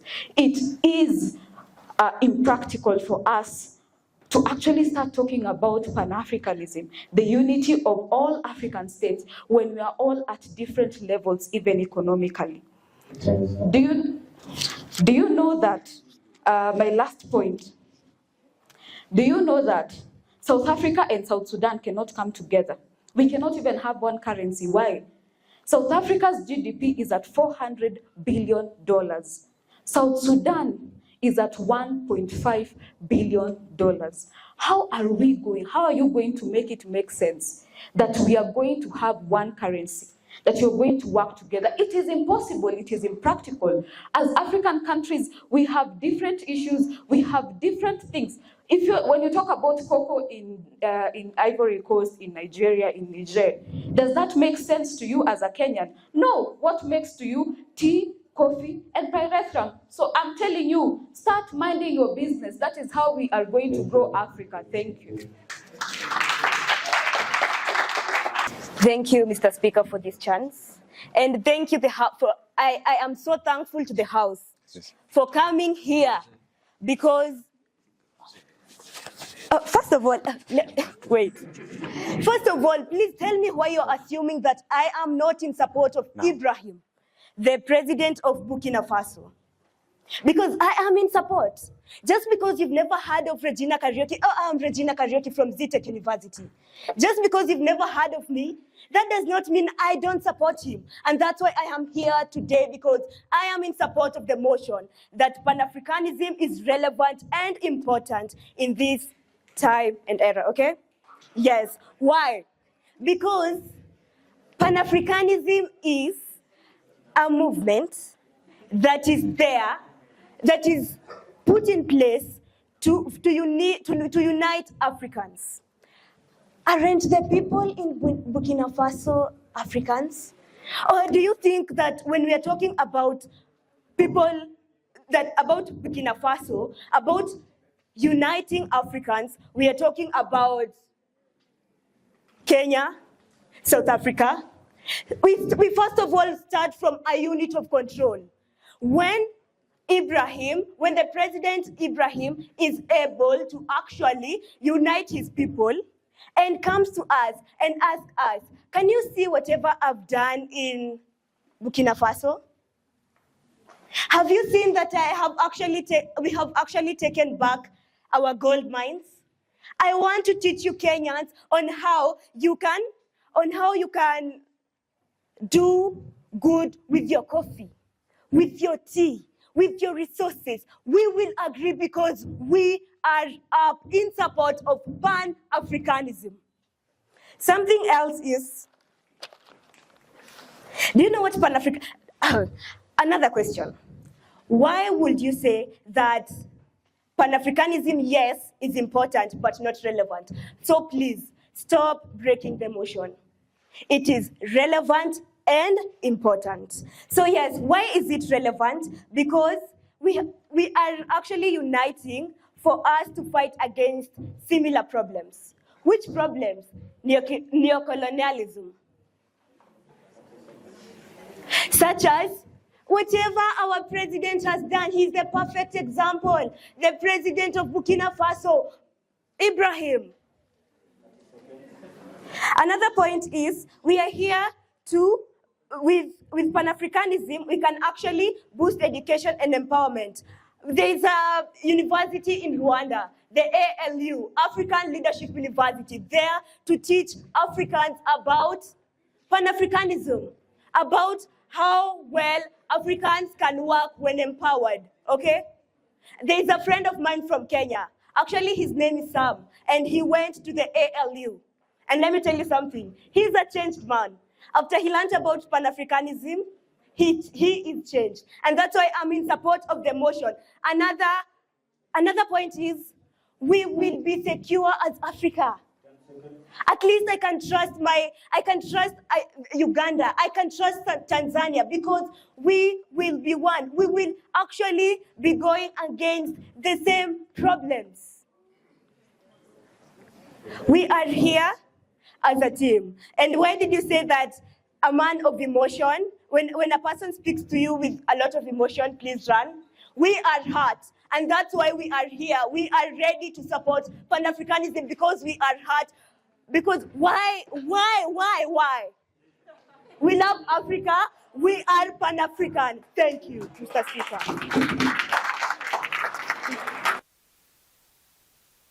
2.5 minutes. Your time begins now. Yes. Bonjour. Bonjour. My name is Billy Augustine Okulo from the Technical University of Kenya. I'm a scientist. I'm a leader. Wow. Africa constitutes of 60% of Africans constitutes of youths below 25 years of age. Youths are monoliths. Youths are monoliths.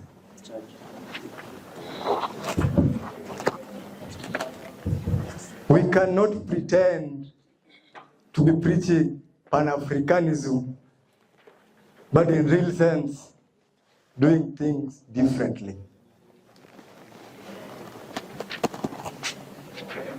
How do we carry out our politics at the grassroots, at the tertiary levels where we believe we have elites? How do we conduct it?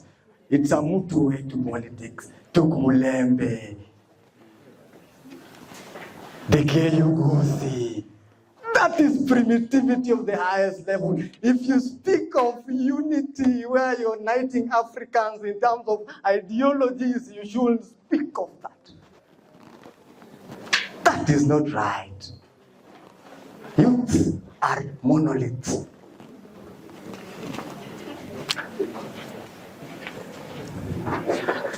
Over 200,000 of Africans migrate to Western countries annually. And a good number die at the Mediterranean Sea. What are they going to do at the Western countries? Are we good enough in Africa to just stay in Africa and live in Africa? Are we proud of Africa? What are they going to do in African states? Explain to us. 30 seconds. Rhetoric is an elite motive and elite art. Passion without resource is dead on arrival. Passion without resource is dead on arrival. Rhetoric will forever remain in inter-university debates.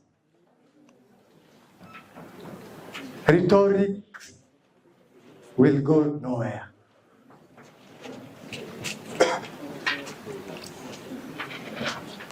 We speak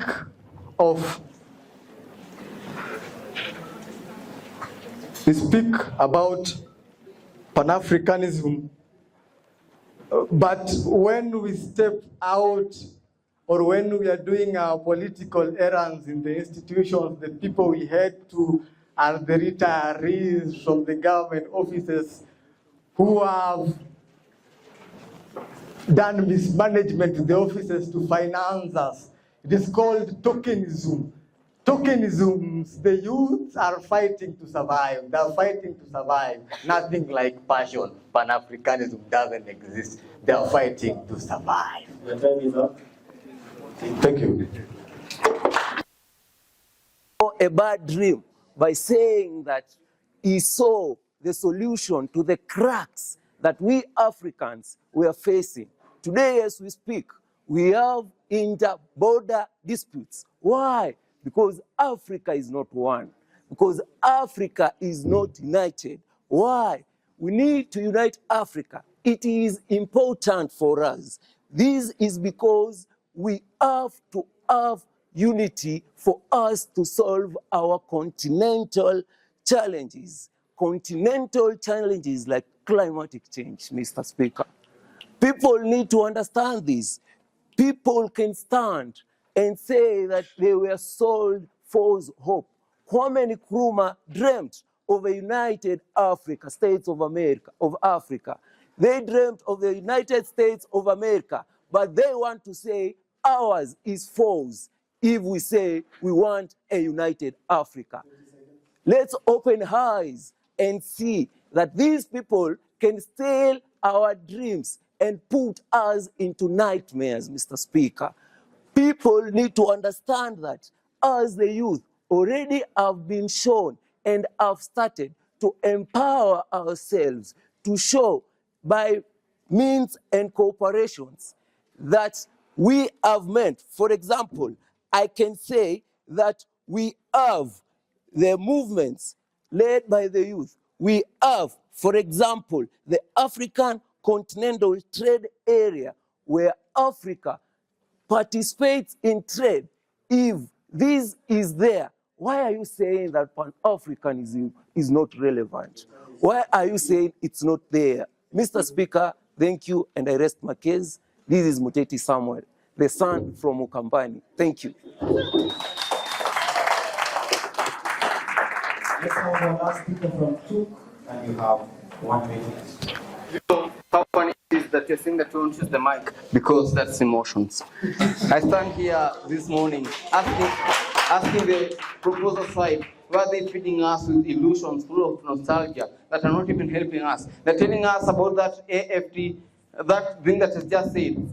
Since it began, there have been 60% of civil wars in Africa. Since it began, there have been 6 coups in Africa. I'm really wondering, what is he really saying about Pan-Africanism? You're coming here to do debate gestures while you are in really a Pan-African debate. We're not actually talking about your coup, how you're good with making money. The first speaker told us that they have generated, I don't know, 15%. Are they forgetting that in that 15%, 60% of the money is funded by the AU? How is that Pan-Africanism? How is it? Tell me, how is it Pan-Africanism?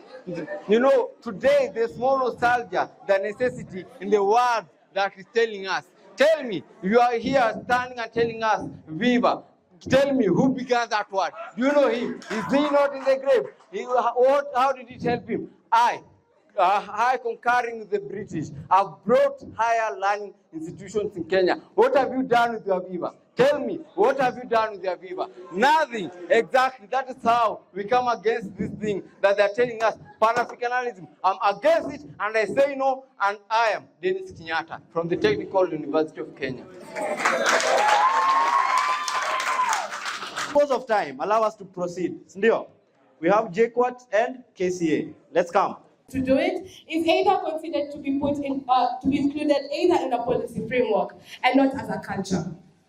Now, we do have to acknowledge that we have contemporary thinkers as Pan-Africanists.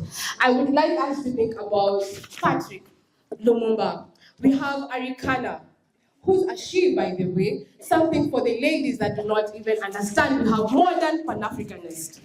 I would like to also view on the achievable merits upon the African Union as a whole, the Pan-African Movement Network that has led to the release of our 2 activists, Kenyan and Ugandan, who is Agatha and Boniface Mwangi. That is the unity that we're calling.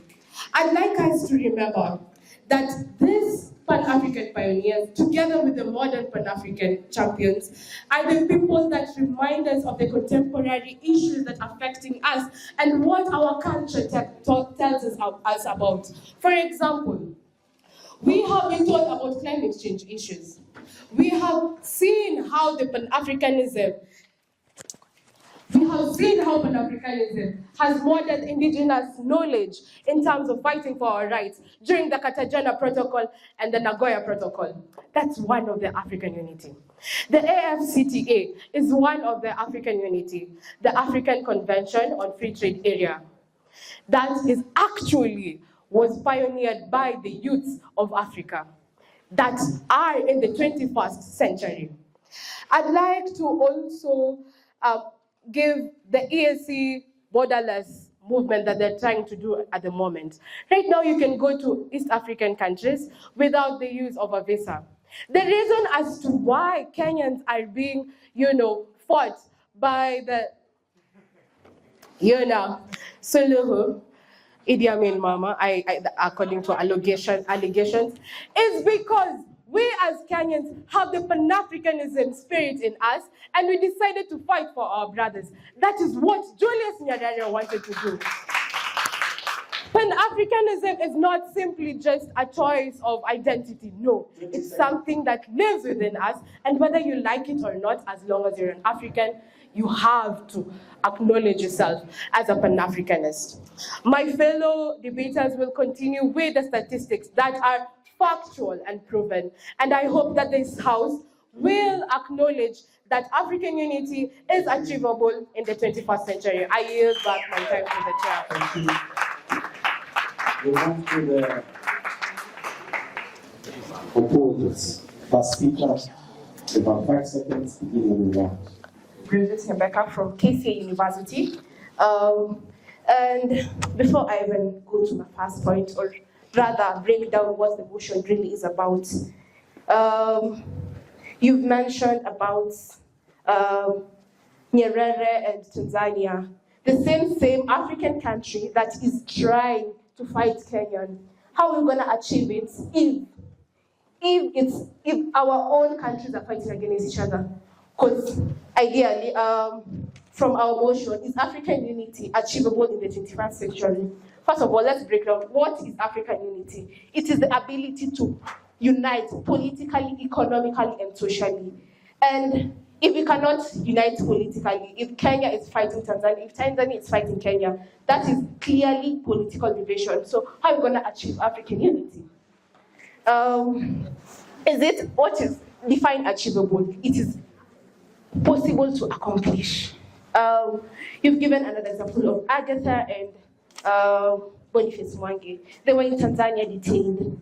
But because we were simply trying to expose what Samia Suluhu is doing, but the same people we're trying to fight for, the same Africans we're trying to fight for, are the same Africans fighting us. So how are we going to achieve that? That leads me to my first point, nationalism and sovereignty issues.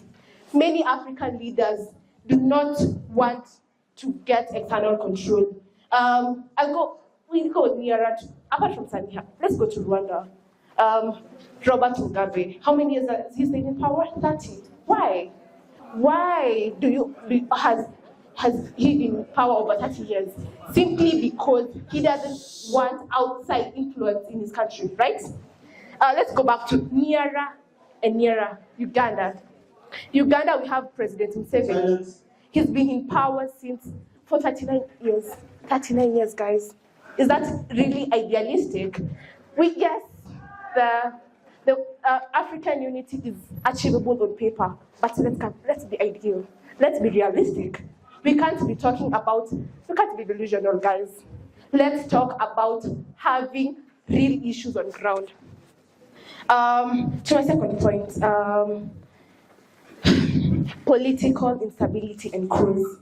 Since 2020, we've had over 10 military coups across Africa, especially West Africa. If we cannot control our own political system, if we cannot control our own military, if we cannot support our own people, how are we expecting to unite as Africans? If we're going to really unite as Africans, we need to go back to our roots. Why are we pushing for this? Yes, beautiful agenda. I mean, who doesn't want Africa to unite? When Kwame Nkrumah, W.E. Du Bois were rating the Pan-Africanism, they wanted a way of us to becoming, so it was supposed to be called United States of Africa, but I mean, we're not Africa, with 55 different people, different leaders who can't even work together. If the same AU that you are fighting for, people don't want to get out of power, people don't want to give one person to lead. So how are we gonna how are these leaders, the people we have, gonna control Africa to become one against our colonialists? We face neocolonialism. If we can't get rid of neocolonialism today, why are we saying that Pan-Africanism is ideal in the 21st century? And with that, I'll hand over to my next speaker to debunk what we are trying to bring across, because let's stop being delusional and let's start speaking real facts, real things. Thank you. Thank you. We move to Okay.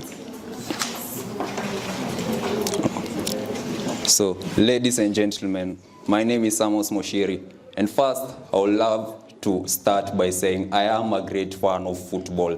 And I remember back in the year 2022, when Morocco reached the finals, there was no time when Africa was much united than then.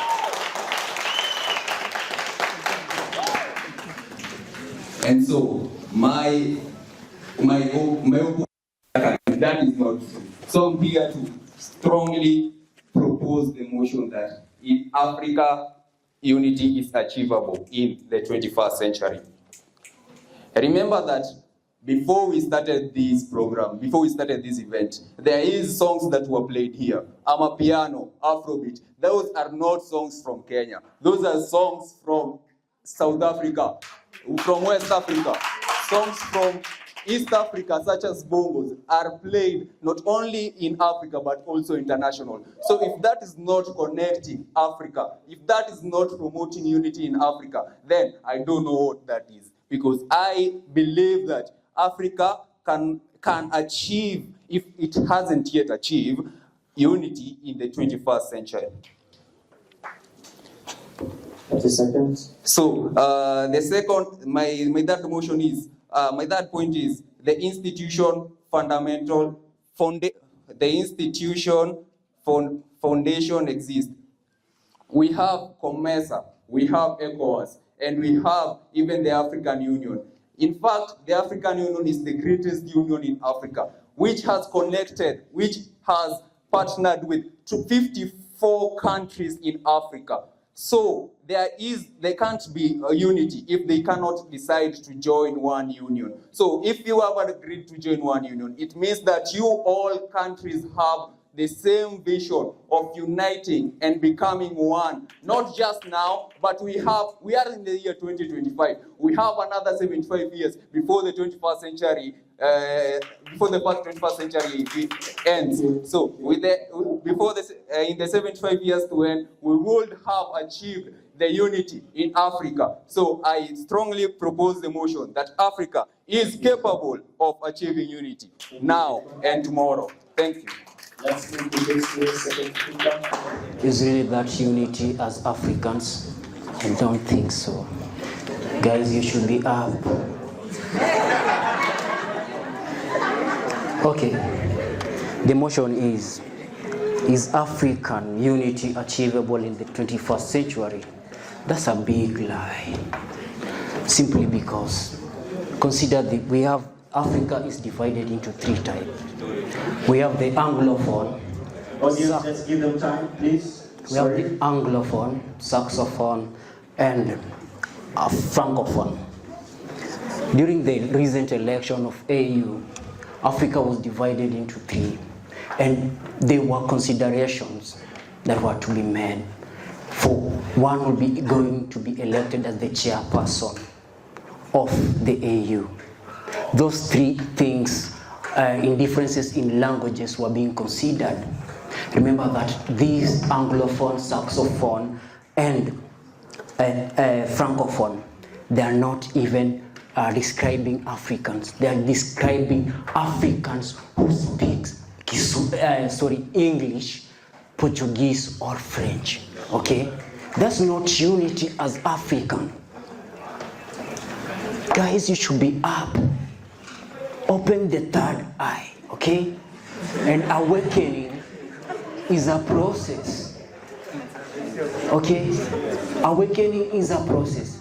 And I think we have a long process to awaken as Africans so that to feel the unity of Africans. My second point is now the ideological differences. Kenya, our beloved country, believes in capitalism, okay? And we have Tanzania believes in ujamaa. Do you think that we can achieve unity? Okay? Then, my third point, consider, 30 seconds. Thank you. Consider people like Kenya as a country, we are running to East Asia. Sometimes we find ourselves in Europe supporting USA. Okay? Now, look at a country like with the Western country. They were being connected to French. Okay? This bringing in differences in Africa. Because we think that Asians are perfect. Asian products are perfect. But what they know, the designs from French are good. France, thank you, correct me, France, okay? They are perfect. So, let us be up and start thinking how unity will achieve. Because in 1975, Mutara Mohammed, the assassinated president, said that Africa is in our hand. To make it or mar it. Mar is destroying it. Are we doing so? My name is David Wekesa. Thank you. J-Quad power. My good friend, or my good friends, I am the Desmond Tutu Marera, and I want to help you be up. So, you have at a good percentage sounded irrelevant. If I don't have a problem, you have been mentioning Africa as a whole in our hands. What do you mean? You mean Africa as a whole in our whole hands? Like, unajiget, are you up? So, when we say Africa as a whole in our hands, we mean it has to be together so that we are discussing Africa. And again, when Morocco lost, and now we started to focus on France winning, we were focusing on France as Africa. Yes. Yes. And it was unity.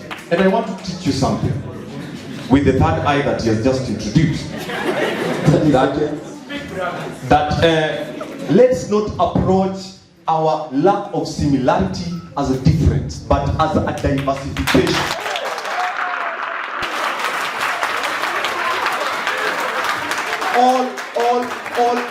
All African countries don't have the same shape. It is a jigsaw fit if you did geography.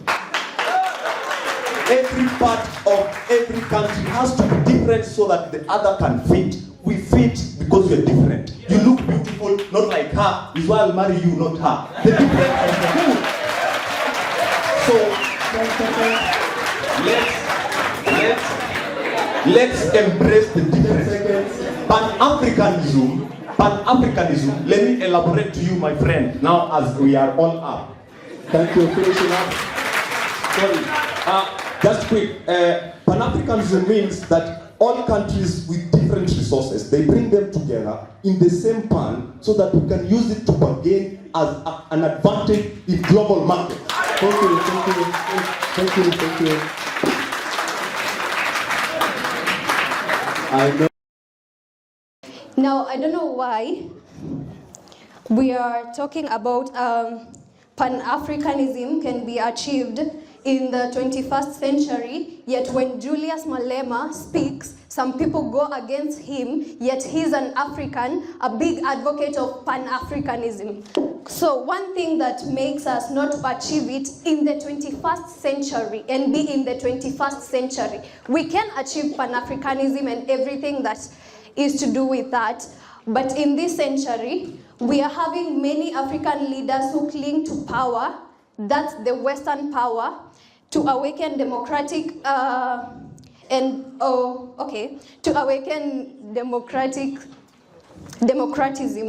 So when we start talking about now the Pan-Africanism, and yet some of the African countries still go against each other. For example, that incident when we were talking of the Kenyan and the Ugandan lady who went to Tanzania and they got tortured. That's an African country going against the other African countries. And remember that we are having this body that is the EACC. So are we really going to that point of achieving the Pan-Africanism, yet we ourselves and our neighbors are having issues? we are battling against each other. So we are also having leaders who are not transparent.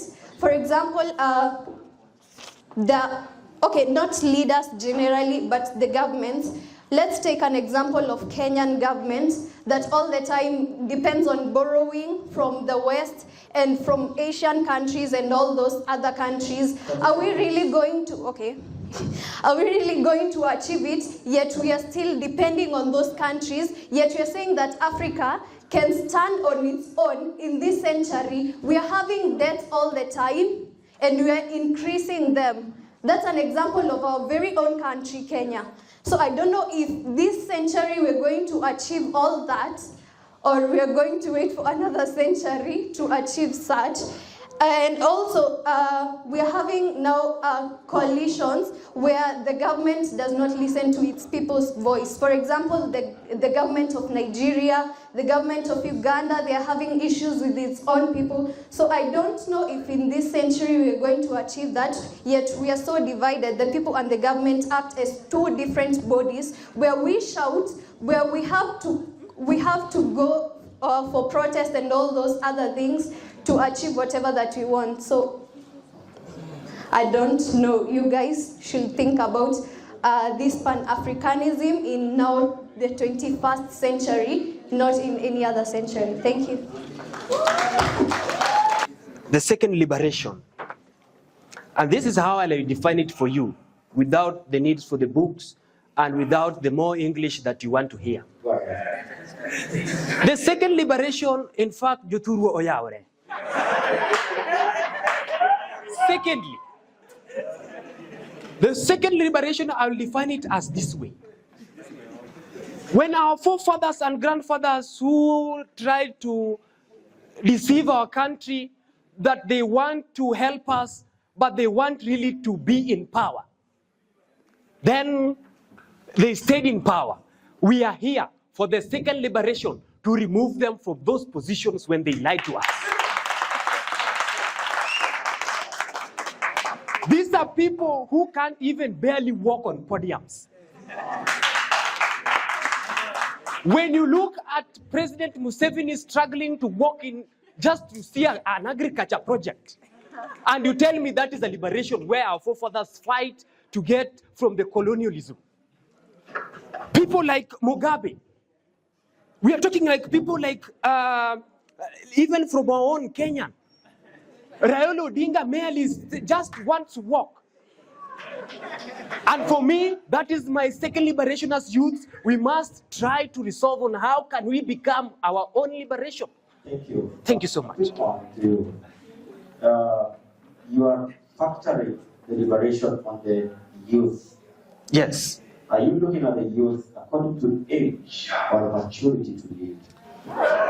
Very good questions. Those are very interesting. And I will direct the question like this way. When you meet a certain lady within Nairobi right now, yes. It's getting hot. Relax, relax. Nowadays, when you meet a woman in Nairobi, be careful to tell her if she is a lady or a woman. If she's a lady or a what? This is because we merely don't know to define whether it's for the age or for the lipstick age. Number two,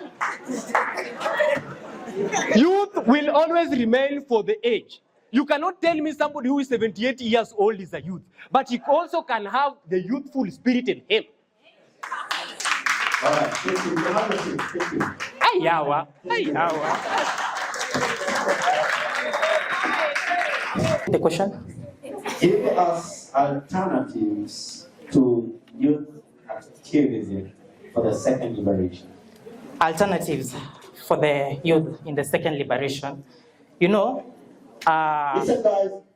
many people tend to take liberation as a mere political structure.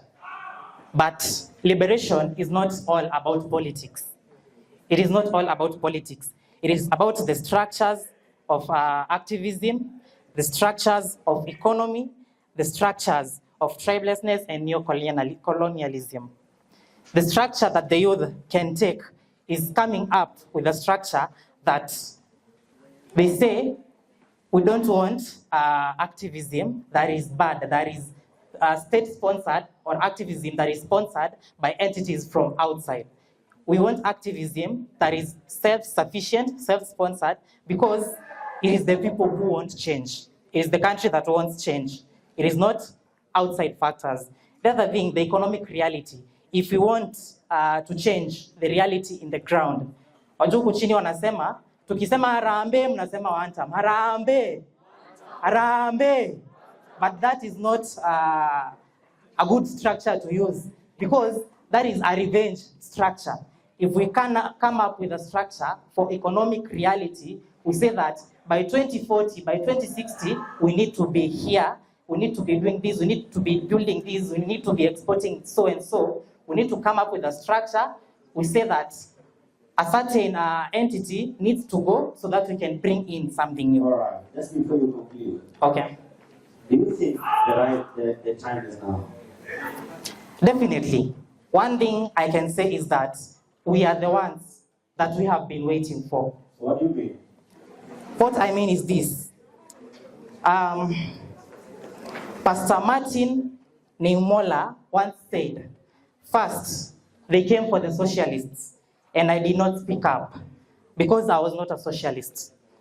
Then, they came for the trade unions, and I did not speak up because I was not a trade unionist.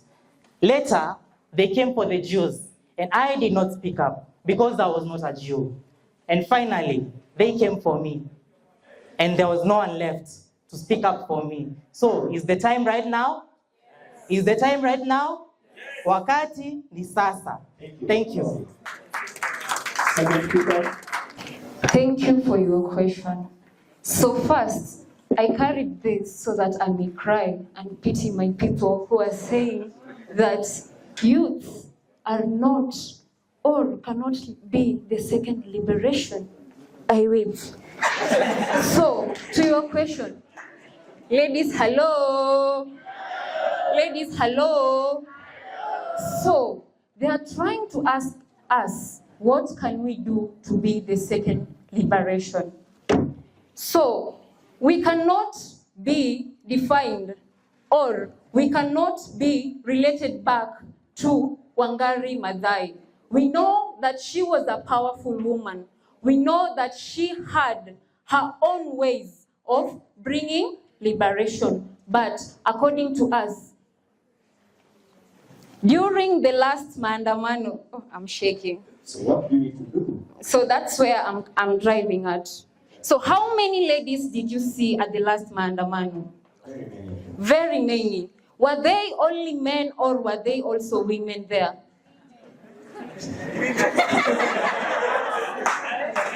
They were women.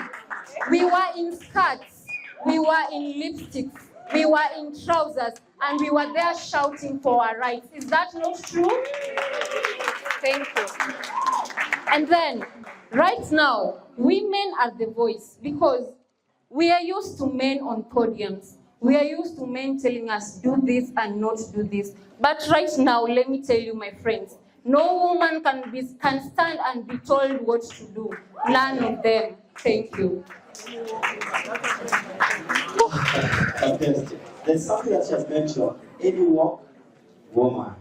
Very key. Thank you. Next speaker. According to the... Sorry? A point of moment.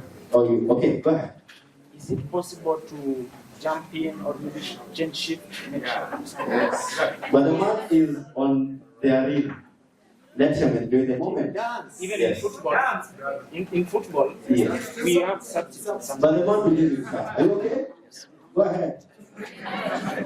According to the motion to debate on. Answer my question. Yes, I'm not. Yeah, go ahead. I'm answering according to the motion. Fantastic. It is. We have no procedure to liberate ourselves as youth. According to the motion to debate on. Because if we were to liberate ourselves, we would be seeing Listen, guys. Cabinet secretaries after the chances protests. How many youths are there?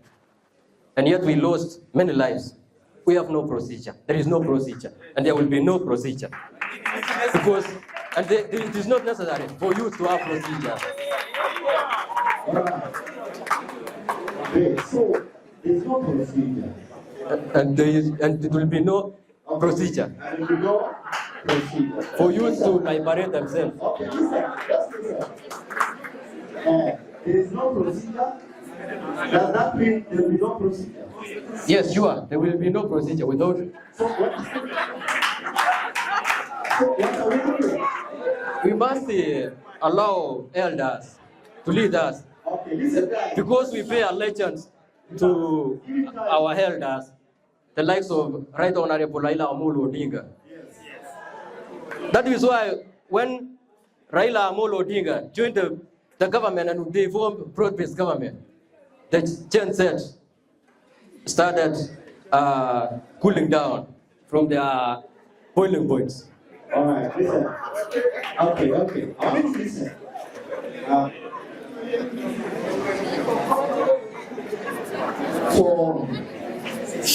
For anybody who wants power to take power, there are strategies they put in place for the same. And you cannot come on the arena of taking power and say you have no strategy. Because youth. Just listen. Okay. Just listen. That means there's no plan. And where there's no plan, you're doomed to fail. So do you think the last Mandamano, quote unquote, was silenced by the current regime? And why do you think so? And if it was so, what do we need to do better? What we need to do better is for youth to just keep quiet.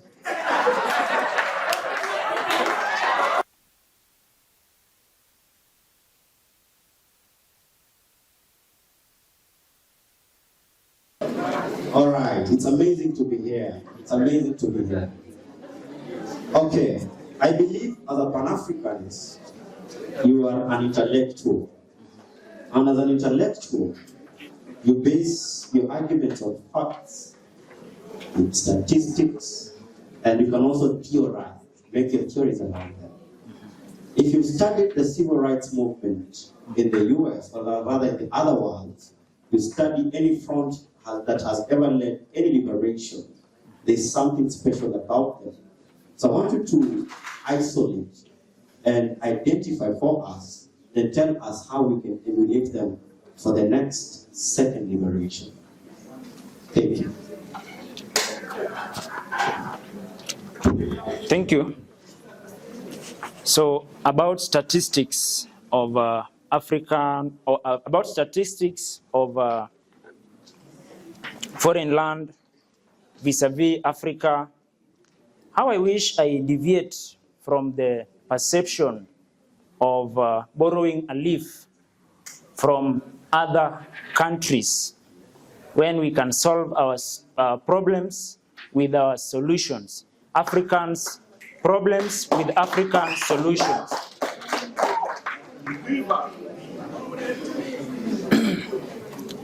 Allow me to reiterate and advance with our main agenda, which is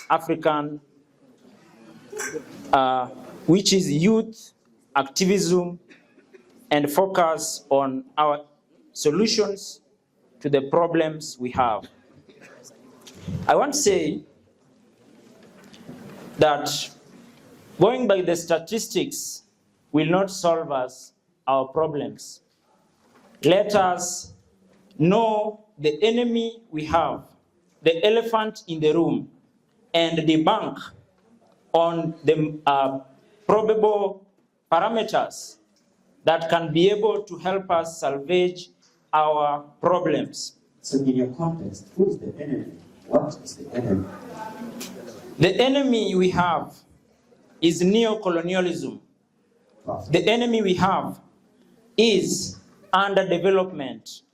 The enemy we have is corruption. The enemy we have is inequality.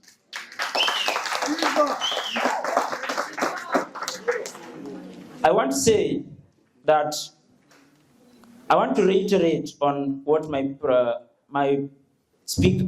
opponent said. He came here and talked about Luo language. I want to say that if you are giving us a different language, also accompany yourself with the translation. Because minus doing so, you are going to be making noise. Again, I want to say that respect to authority is very much paramount. The youth today are going to be old tomorrow. Without respect, even our children are going to hate us when we grow old. I want to say. As a conclude. Yes, sir. I have seen you confidently override mentorship and apprenticeship. That you don't need to take notes anywhere. You've got to do what you've got to do. So which template, which blueprint are you using? So the blueprint, that's a good question. Thank you so much. The blueprint we are using is we are going to occupy until Jesus Christ comes. Secondly, and listen to me well, and listen to me good. If you want to rob the church, you have to join that church. All the bank robbers we know of the El Pro from the movie we've seen, they always partner with somebody inside the bank. A bank cannot be robbed by somebody who doesn't know where the safe is. For the youth to join the government, they have to join either of the political sides so that they can also divide the political class that we have at the moment for them to know how to maneuver. Again, I want to say, as I conclude, alternatives to second liberation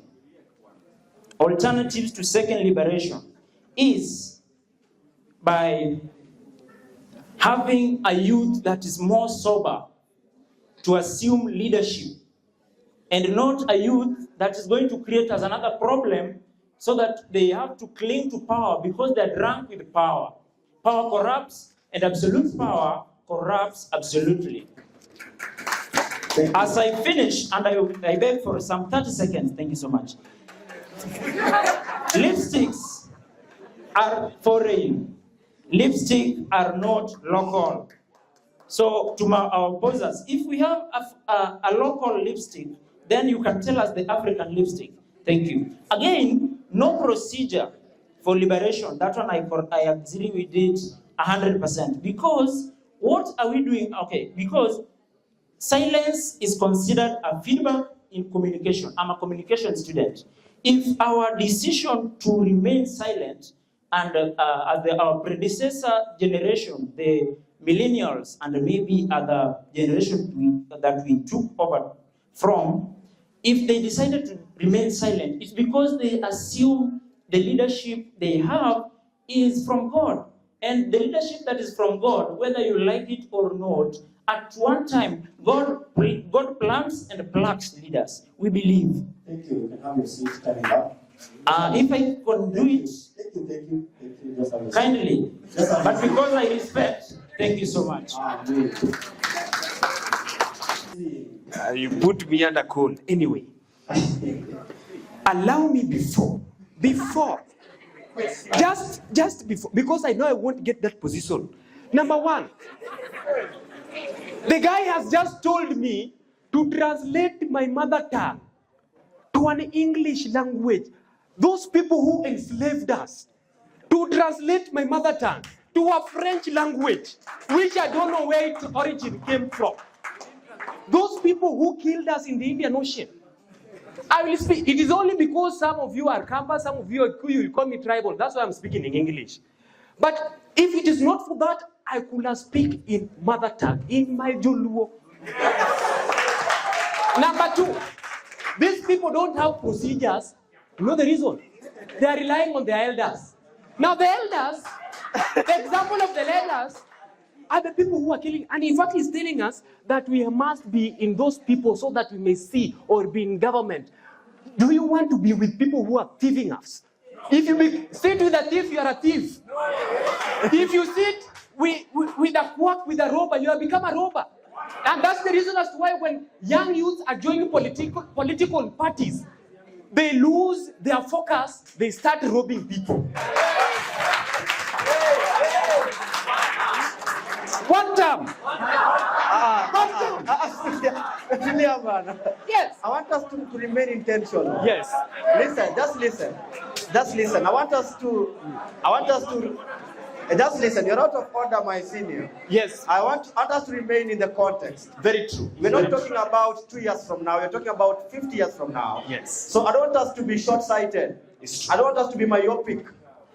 I want us to be intentional and visionary. So when you're using that microphone, use it for the right purpose, all right? Okay. So, why is one term necessary?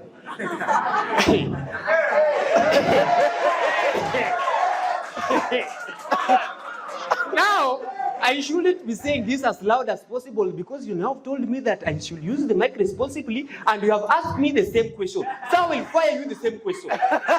This is because one term must be one term. Reason being, my friend, how do you go to Chinese? This is a very, I want to enlighten you a little bit. You go to Chinese to give us projects. Those projects, when they come to Kenya, in the map we see flyovers flying like this, like this. When we go to see the flyovers, imewekwa na mbao, imepakwa rangi, you wonder what is happening. One term. When we come to the locals, the only projects we see is only 200 shilling during when people are going for voting. The only thing you see, the president can do best is a storyteller. I think the president did sing some sister. Yes. One time Nyakabedala. Thank you. We might need the whole day because Africa is as big as you can see. So just get ready. Tell them get ready. Get ready. And when that day comes, please prepare properly because as you've seen, these temperatures here are both exothermic and endothermic, and sometimes it is hard to survive. So whatever it is, you want to respond? All right. Okay, I am in control. I want our esteemed debaters to take a seat. Appreciate them as they move. Thank you. Okay, I want you to listen so that we are concluding. The Ministry of Scholarship have done us very well, and they'll be distributing ruthlessly in a few, all right? Ruthlessly. There'll be right, left, and center. Refreshments all over the place, all right? Just get ready. Ruthlessly. I know lawyers are smiling, but it's all right. I don't know why the lawyers... Why are you smiling? Feast is in the house. Okay. I'm not going to comment on what you're saying because that is not relevant right now. I have enjoyed the debate personally. Have you enjoyed the debate? Yes. Above enjoying the debate, I have learned that you people know what you're doing and you have a hint of what your continent looks like. And I've also learned that you people are ready and not ready at the same time. So we are taking a hypocritical position, which is a very bad position. I want us to be very ready, all right? Very ready. Whatever Tuesday it is, it doesn't matter, all right? Very ready. I don't want to waste your time. Our chairman has just arrived, has just landed. I told you guys, as a Luo, you don't just arrive, you land, all right? You don't steal exams. You do what? You refer. You don't just eat food. You do what? Yes. You don't just use money. You use what? Finances. No. You're not just an accountant. You're a financial solutions manager. All right? You're not just an engineer. You're a senior, qualified, professional engineer. All right? What else? You don't lie. What do? You argue with facts. All right. We are giving a team here, the drama guys. Where are they? They have something that is very contextual and meaningful. They can't go without giving it to us. Desmond, your team should be here. We should be out of here in the next few. They're taking 7 minutes. I promise, 7 minutes.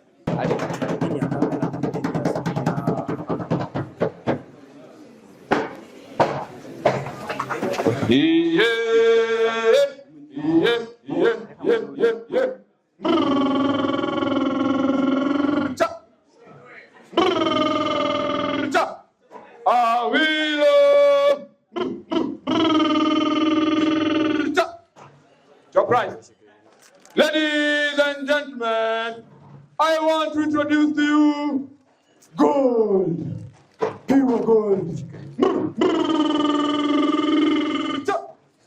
Yes, as you can see, this is pure gold.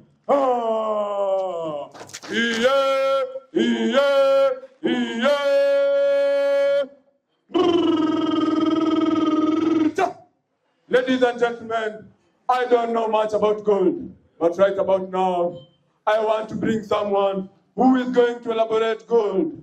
One white man. The whitest man in Africa.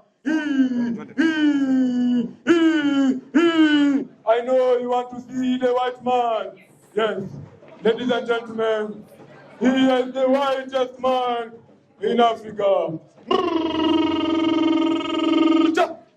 Yes. I was saying, they are too dark, these ones. Now, ladies and gentlemen, welcome to the Market Expo 2025. And today with me here, I bring to you a rare gem here with me.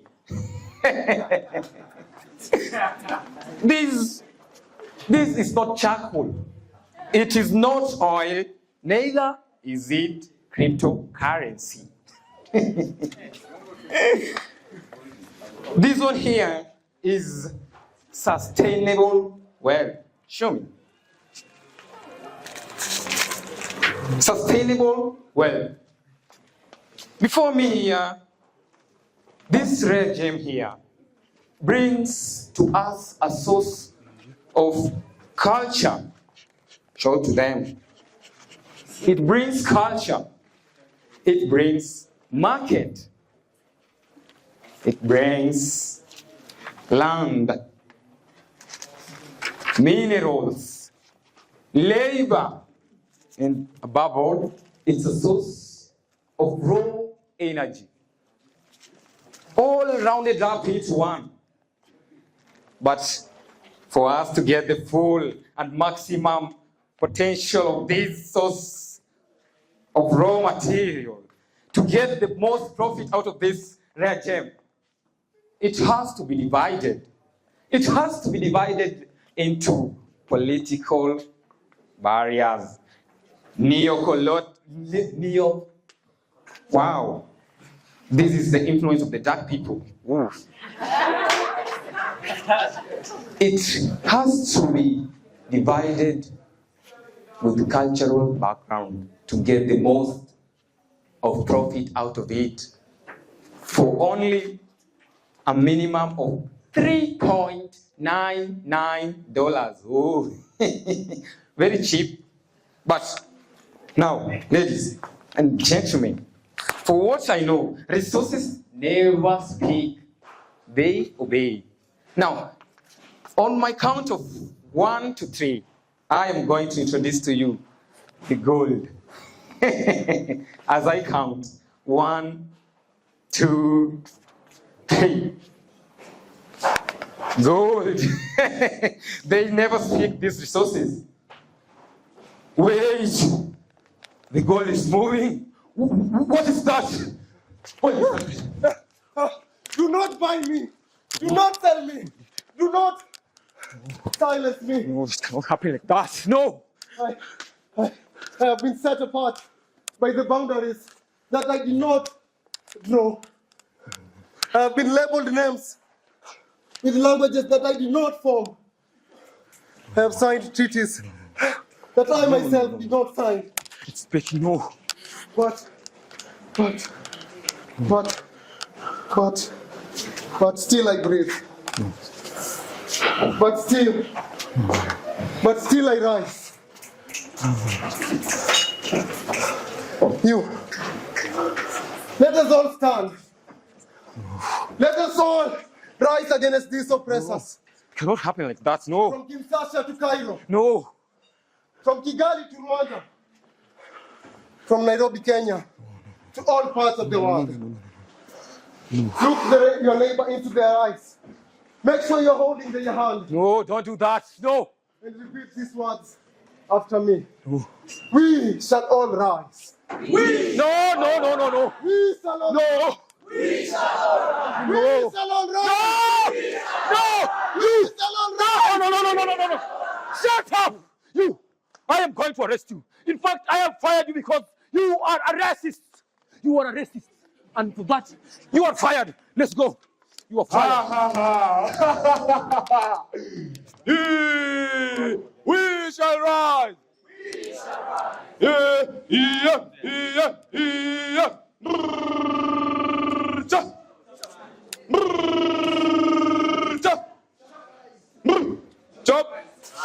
Chop rise. Ladies and gentlemen, as you can see, the gold was not meant to be sold, but it was meant to shine from within. Yes, ladies and gentlemen, Africa's liberation does not lie on her divisions, but it lies on her unity, the voice, and the youthful power. Ladies and gentlemen, let this be our wake-up call. Let Pan-Africanism continue to shine. Let the youth rise together. Let us rise together.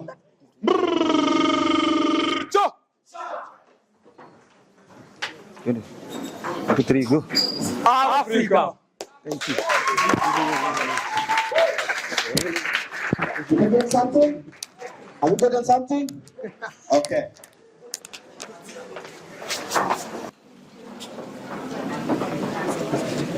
Don't litter. Niliambia refreshments are all over, ruthlessly, as you can see. And they're distributed aimlessly. But you need to focus the same way you're focusing on that food. You need to do for Africa what you're doing to that soda. I'll give 3 minutes to Elephant to give feedback on the debates. There is awards for all the debaters here, but I want him to give an overview feedback. Then we move to 2 speeches, photos, and we'll be out of here. All right? Promise. Africa! So lend me your ears. Number 1, I want us to appreciate all the debaters, all the 6 universities. Let's appreciate them.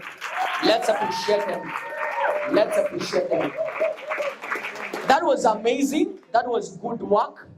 And I want you to know that in this space, especially that has been created by J. Pasa, we neither have losers, neither do we have winners. We are all carriers of something great in us. Are we good up to that point? And also something to put on our cross is that this debate was not a competition. Okay? That's why all the debaters will be awarded, but this was the foundation of the next coming debates. All right? So being the judge of today's debate, I am a judge because I've participated in a lot of debates. The latest one was the Blue Economy debate in Kenya that happened in Mombasa last year. And I managed to be the best speaker during that time.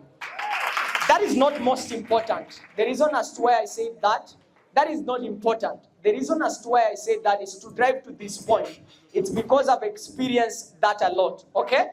Now these are the things these are the feedbacks and what to work on. I'm giving general, all right? So we have no points for the best team and the losing team, all right? So number 1, the reason as to why Stanley Museti came with questions on defining terms, it's because when you are coming as a debater, whether you are a proposer or an opposer, it's of key importance. Back in primary and high school, we were told define the motion. But here we do not define the motion. We define the key terms in the motion. Are we together up to that point? That's why he was really focusing on the terms on the motion. So once the proposer defines the motion, if you feel there is something hanging, come and also redefine the motion to also support you. Secondly, understand the motion. Remain in the context of the motion. And allow me give an example. We had our last debaters here. Yes, it is important to give different context and also support. This was a Pan-African debate. So when you are coming to debate, come with Pan-African contexts. All right? So when you are giving examples, you can focus on number one, case construction. When you are coming up with a case construction, you might choose one country because it's Africa. Okay? Then now base your argument there and touching on other countries as examples. Am I talking to someone? Thirdly, rebattling, or the rebattling part. If you are coming here to rebuttal, this is to help all of us. If you are coming to rebuttal, number one, rebuttal with a lot of effectiveness and respect. Okay? Because you are not debating an individual. You are debating the point, or rather, the opinion that this particular person gave. Okay? So when you're coming to debate, some people are calling this guy. It's not this guy. You can call the person an opponent, or even the first speaker, second speaker. Okay? Then maybe lastly, as I conclude on communication. Communication strategy. One thing that you have to know, don't read. Okay? So once you know the point, you can refer the point, but now in explanation, give it from your own, because we need attention from you as an audience. Okay? So it's also to master grammar at the same time and language. Yes, this is a Pan-African debate. It's not bad to speak in Luo. We are not here to speak in Luo. We are here to focus on the Pan-Africanism. Am I talking to someone? It's not bad, but focus on the context of that particular debate. In conclusion, conclude with an impact. Am I talking to you? Conclude with an impact. You saw how some were concluding with impacts. Let me give an example of this debater, Desmond. When he finished, you had the point that he gave, the aspect of diversity. All right? So conclude with an impact. Then, one way that you could rebuttal a point, when you have already said that we do not have strategies or a procedure, come with other context and say, maybe in the field of other people say that sometimes the best piece, this is now if it were me, sometimes the best piece of advice is not to follow any piece of advice. And therefore, sometimes the best strategy is not to have a strategy. You've killed it. You've nailed it. And that will take you to the next step. I wish all of you all the best. And in your debates, give it your best. You are all good debaters. It is a process. All right, he has given his feedback. I'm hoping you've learned. That's why I said it was not a competition. It's a very different debate style that we need to talk about the issues we are discussing. Even the opponents, it was not an opposition. It was identifying the weaknesses that are contributing to what you want to happen. As you could see, most of them were not even bad things. They were just the coups. Why are they happening? The instabilities, why are they happening? So how can we shape that conversation as Pan-Africanists so that we can have stability? Why is South Sudan and Sudan two different countries? It's a weakness that you're looking at not as a problem, but a weak link that we can connect together. Is that all right? But what I've captured most importantly, that there's hope. And that hope is in the hands of the right people. Not any other person, but you and I. All right? So I want us to conclude. And this event is not JPASA. Whoever has made this event possible is this team here. Center for Pan-African Affairs. Tell your neighbor, Center for Pan-African Affairs. Yes. You've seen what has happened. If you want to go in depth in terms of Pan-Africanism, join this organization. That's why we invited all of you, different universities. I'm hoping from here we are going to hear MKU Pan-African chapter, KU Pan-African chapter, Muranga Pan-African chapter. And then when these conversations are happening, there's a ripple effect. That's why you come here. You have come to carry. Once you carry, you go and deliver. There is no mother who conceives and doesn't give birth. When he does that, there's either a miscarriage or anything else. And I'm hoping you are not going to get miscarriage, all right? So once you, whatever you've captured here, it's a seed that has been sown in faith. Go take it to those places you are in, your parents, whatever environment you're in, make it happen, all right? I want to welcome my chairman. Apart from him being my chairman, he always sets my mind on fire. Anytime we're sitting down, tell me, Stan, Morocco has this problem. Stan, Tanzania, I was at Tanzania the other day. There's a problem happening there. So that's why I told you guys, I've not been there physically. But because of my mentor here, I have been there physically. Yeah? Africans, comrades, I have been there physically. He's telling me, Egypt, this is what is happening. This is how students are benefiting in Egypt. This is what government is happening in Egypt.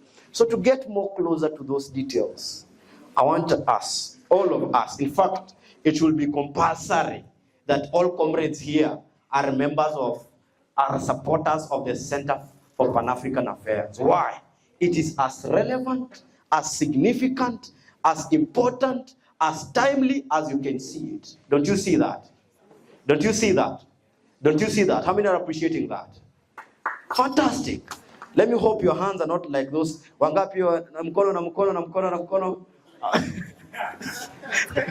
Okay, but you get the context. Allow me to welcome the chair, Mr. Simba Orlando, to make a few remarks. I'm promising he's not going to take long. He's going to also welcome his delegation and any other person. Then we will give the awards, then we conclude. We need a comrade chant. We need a comrade chant. He's a senior comrade. I'm telling you, he's a senior comrade. You see those things you never talk about. Zile zandani. I have sat down with him. He keeps unraveling that ugly mat. You know, we don't like the truth because it's an ugly mat. He unravels them. I want to take this opportunity to thank you very much for finding time to attend this event. This is a conversation we've been having with the team from JPASA. And I'm just glad that we've been able to actualize this. Orlando Simba is my name. I'm from the Center for Pan-African Affairs. And as Stanley has said, at the Center for Pan-African Affairs, our core conversation is about Pan-Africanism. And as I was seated here, I came a bit late, but I was excited by the energy and the grasp by the team that was having the debate here. I liked what that young man said, that as young people, we should just feel so tired and stop all these things. Why are we even fighting? For what? And it is a wake-up call. If we can have one of us having that feeling, that is something that we should reflect upon. What has necessitated such kind of a thought in us? Are we giving up on something? I really like how open you are with that, and I believe that it is pricking us to look into how we can do more. Before I say much, I'd like to welcome one of my colleagues just to explain a bit about the Center for Pan-African Affairs. I think it will take like 2-3 minutes, and then I'll also give a 2-3 minutes talk, and then we can conclude. Colleagues from the Center for Pan-African Affairs, we have not been privileged to come so early as to attend the debate and to see the content of it, the context of it, and there were some conversations that I'm told went around here. But nonetheless, I'm happy that comrades can sit down and discuss matters that are truly dear to us as a people, as a country, as a continent. And the Center for Pan-African Affairs is doing exactly that, what we are here for today. Facilitating conversations around Pan-Africanism, not only as a definition of a term or a word or anything else, but an embodiment and the living of the spirit of Pan-Africanism. And I'll give you the example, I'll give you an example using the context of Kenya. There is the Constitution of Kenya, but there is the spirit of constitutionalism. Those are two different things. Today, the Constitution is being actualized. We are running the government through it, but are we really living the spirit of the Constitution as it was envisioned? No. Why?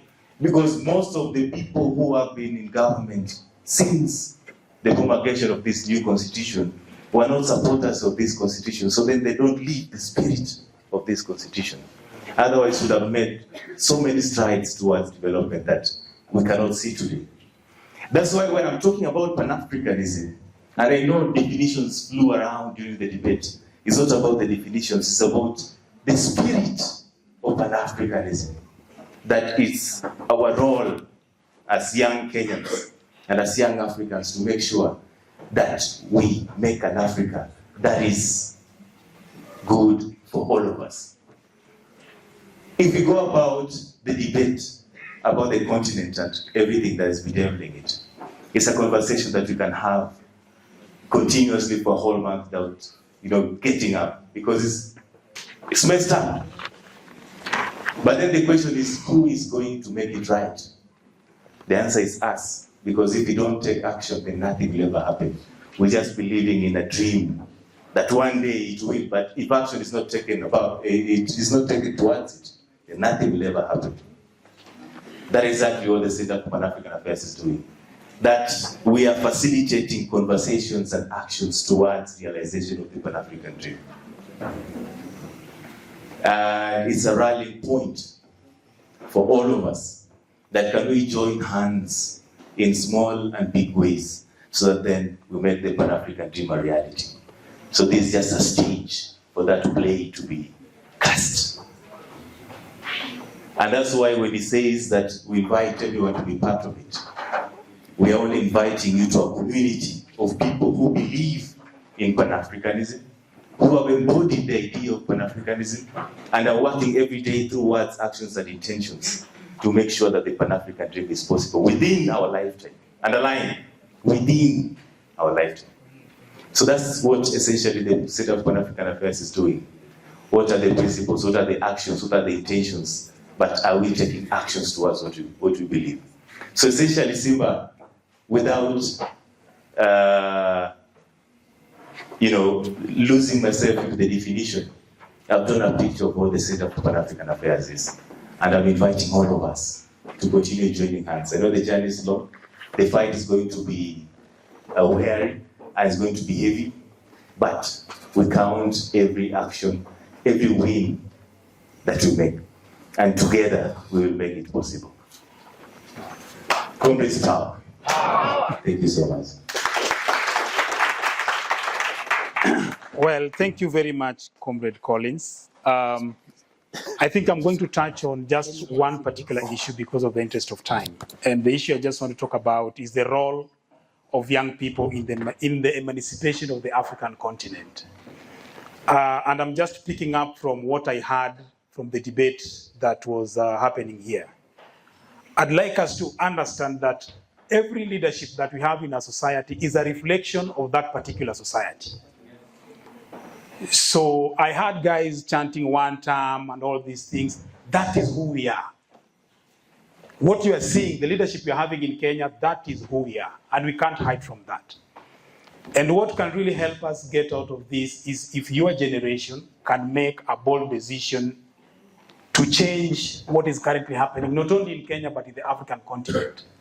Let me give you a context of the leadership of the African continent and what happened and the reason why we are where we are. From the program that is here, there was a conversation I can see here about the unity of the continent. We are all well aware that before 1886, Africa was a united continent, isn't it? Ama nasema vitu zangu. Before 1886, Africa was one united continent. And those guys had a meeting in Berlin, and then they dissected this continent into whatever that we're having right now. So it is always very shameful finding us that you are insisting and making a lot of noise, positioning yourself as Kenyan. There's another person doing the same as Tanzanian and all these things. We are the same community. Where I was born, I'm coming from a border county in this country. The community that is on the other side of the border and our community are the same, going to the same schools. Those guys are coming from Tanzania, going to our schools. Our people are also using those infrastructures on the other side.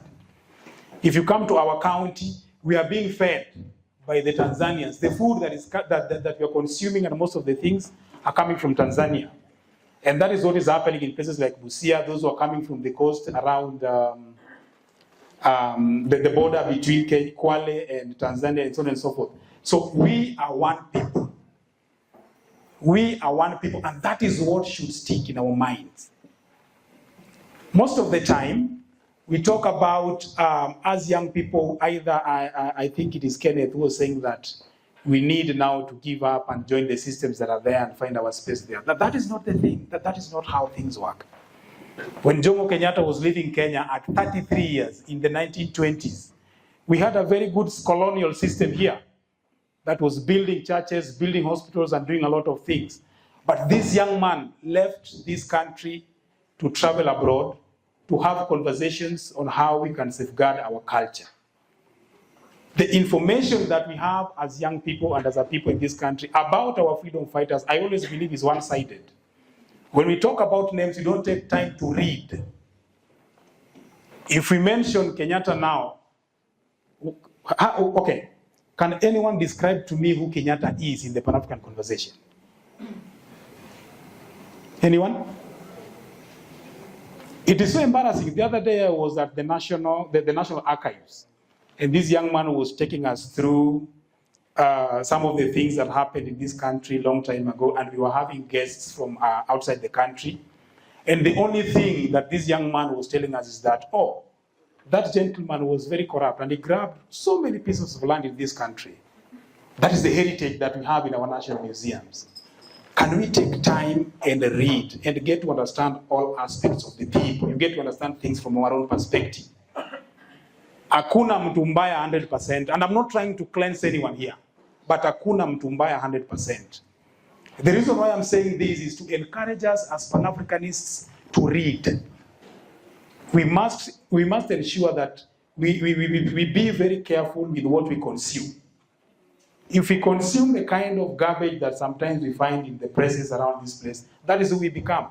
And that is how we are one term and we are all these things, because that is what we consume. So what is the difference between us and the people who are now leading the African continent right now?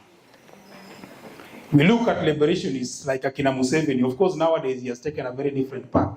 But if you can take a book called The Mustard Seed that was done by Museveni when he was still conscious, that one contains something that can help us in terms of what we want to do moving forward. Because he is talking about the ills that were bedeviling Uganda under the leadership of Obote and Amin, and what his generation wanted to do. And if you go through that book, it gives us a clear indication about what we can do as young people to transform our nation. So my plea to you is that let us not wait. Let us not wait for anyone to come and help us in transforming the African continent. If you look at the history of South Africa in the 70s, there are two people that really inspire me. One of them was called Steve Biko, and another gentleman was called, the first name is a bit difficult, but the other one is called Tiro. These are young freedom fighters who at the age of 20-22 were really making serious waves in South Africa and talking to the apartheid government, putting them to task. And how did they manage this? They managed this by empowering themselves with a good literature. Who do you learn from? Ni vitabu gani tunasoma huku? Who are his inspirations? Somebody is these nombre books that are being sold in the streets, the love books and all those things. Those ones will not help the Pan-African conversation. There are books that if you read these books, they empower you and they show you a different kind of the world. And as I conclude, and especially on young people, the father of Pan-Africanism, Marcus Garvey, died at the age of 53. And if we are all Pan-Africanists and we understand Pan-Africanism, all of us are well aware of the Garvey philosophy. Because the Garvey philosophy is what is driving the Pan-African conversation. 90% of our political parties in the African continent, their manifesto is pegged on the Garvey philosophy. Garvey did all these things between the age of 25 and around 38. Most of us are between that age, either 18 to around 24. We are ripe to need change in this country. Whether we talk about Garvey, we talk about Malcolm X, we talk about the Kenyatta gentleman, I'm saying, Kenyatta left this country at 35. Jaramogi Oginga Odinga got into the issues of agitation at the age of 28. We have the likes of, I have a number of them here. There is Garvey, there is Malcolm X, there is Kwame Ture, who was very strong in Pan-Africanism at the age of 25. We have Ami Jacques Garvey. There are so many of them. All these people were in the Pan-African conversation agitating at 25, 26, 27. In Kenya here, we have Tom Mboya, who was in these conversations at 22 years of age. So what are we waiting for? Why are we giving up? Why should we wait for the UDA government, for instance, to do things for us? What are the problems that are bedeviling this country? If we talk about education, how many of us, even at JKUAT here, are able to comfortably pay the school fees for this institution? And what are we doing about it? I know JKUAT iko na kiwanja kubwa sana hapa, lakini wengi wetu najua wanakaa nje ya shule. And huko nje ya shule najua the cost of manyumba huko vile nakaa, especially for young people. Why is it that we don't have those particular mahali wanafunzi wanaweza kaa within this institution? And as a young leader, what are we doing about it? What are we doing about this? Our parents are paying school fees in the universities for more than 10 of us. Some of us were born in our families around 8 or 7. So wengine wako hapa, wengine wako UN, wengine wako Maseno. Mzazi analipwa shilingi 70,000. How are they taking care of us? Kwani hawatuhurumia watu? What are we doing as young people to make change that affects our communities? You are sick and we need 1 million shillings utidiwe. Tutaenda wapi? If you open a WhatsApp group, how many will contribute even 2,000 or 5,000 shillings amongst us here? Then what are we? This is a university. This is where these ideas should come from. The agitation starts from here. And we are not saying that you demonstrate, you throw stones. No, no, no. Bring an idea to the table. This is what can be done. That is the kind of Pan-Africanism that I'd really like to see. If we are having a problem with the systems, from our constituencies to our counties to our country, even to the African Union, it is you people to come up with the solutions and share these solutions. And if it can't be implemented with the systems that are there, we uproot that system completely and we have ourselves in charge. I don't have a problem seeing somebody like Stanley becoming the president, and then this gentleman now is the minister that is implementing our education infrastructure. And then we have another lady here who is in charge of some of these things. Why do we keep on feeling like the systems that are there are the ones that can solve these problems? It pains me that we are still depending on our mzee, who has been fighting in this country since the 80s. We still depend on him to do a few things on our behalf. Are we really normal as a generation? Watu wakituangalia huko nje na tuona aje sisi? If people look at us, what do they think of us? We walk out of this place, we are learned, we are from universities. Tukienda nyumbani, watoto wetu wanatuangalia. These are our brothers and sisters who have been able to attain the topmost education in the country. The best universities come at JKUAT and the University of Nairobi. What are we giving back to the community? What are we doing? Tukitoka hapa, we just get into the rotten system, we become part of it, and the ills zinaendelea kupile up and kupile up and kupile up. So what we need to do is, we must take charge of this country. we must take charge of this continent. How are we going to do it? By being bold enough and we come up with solutions to the problems that we are facing, and we find ways of implementing them. Let us stop this dependency syndrome, where also us, as learned as we are jumping on the streets, chanting one term to who? That is the person that reflects who we are as at now. So the challenges that we are facing, tukiona hawa, actually we should be energized. Tujiulize tunaweza fanya nini tusikuwe na hizi shida zote. Look at our counties, for example. Let us just look at our counties. These counties are receiving not less than 9 billion every financial year. Tell me the status of your counties where you're coming from. Kunakaje huko? But the governor there is not the president of this country. He has the resources there. And these governors, we have not imported them from the USA. They are not children of Trump. I want to see watoto wa koloni ni wetu hapa. So why are these problems happening there? So at the Center for Pan-African Affairs, we are having this platform, as Collins was saying, where we can talk about this, come up with solutions, engage appropriately, and find solutions for our country. The most painful thing that some of us have had to go through is our fathers, our uncles, and our relatives. They sold every property they had to take us to school. And then when we graduated, we realized that there are no jobs. And they walilipa pesa mingi sana, so saa zingine tunajiuliza mbona aliuza hizo shamba zote? Why? Our parents became so poor by taking us to school, and then we were like taking more than 10, 15 years without getting these jobs. And then we are always doing these applications. We know how the corruption is. You just apply hopefully that somebody atakuona. Yet some of us are, wengine wanaweza nunua, they are part of that corrupt system. So when are you going to get over this? And what are you doing about it? And manyinyi pia mnataka mtoke hapa, you come to the cycle and it gets the same. So what are we going to come up with from this institution so that we be part of the change? I was discussing with a team of, we've had this conversation with Stanley, I think Kenneth, and a few of these young people who we've been interacting with. Sometimes we are so used to mediocrity that we think that is the normal way of life. We have visited institutions, learning institutions like this, where everything is working. Young people are earning from these institutions. When you're through with your learning, things like internships, those are things that are guaranteed. You don't need to walk around looking for internships. And then when you're a proper professional, getting something to do is guaranteed.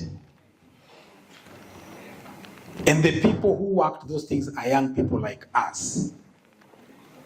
Malcolm X was not 70 years old when he was working on some of these things, when they were part of the civil rights movements. They were very young people. Same with the likes of Martin Luther King. And I've talked about even this country. And me, I vowed that I will never blame any kind of leadership that we have in Kenya, because ni sisi tunachagua watu. Ni sisi tunachaguana. Hao watu watokangi mali pengine. Even in 2027, we will go for the worst. I can tell you, we will go for the worst. And then after hapo, tutakuja hapa, tuanze kusema, oh, sijui nini, sijui hakuna nini, so what, one term, sijui, because I've voted in this country since the year 2002, when Kibaki became the president. And we have been doing this one-term thing. In 2005, tulipigana hapa juu ya sijui referendum ya nini, the banana and the chungwa. And then in 2007, we were killing each other here. Sijui nani ni Mkikuyu, sijui Wajaluo, sijui nini. Imagine those are the things that preoccupy our minds. In 2013, you guys remember what happened here. In 2017, so for how long are we going to continue doing the same things and then we expect something different?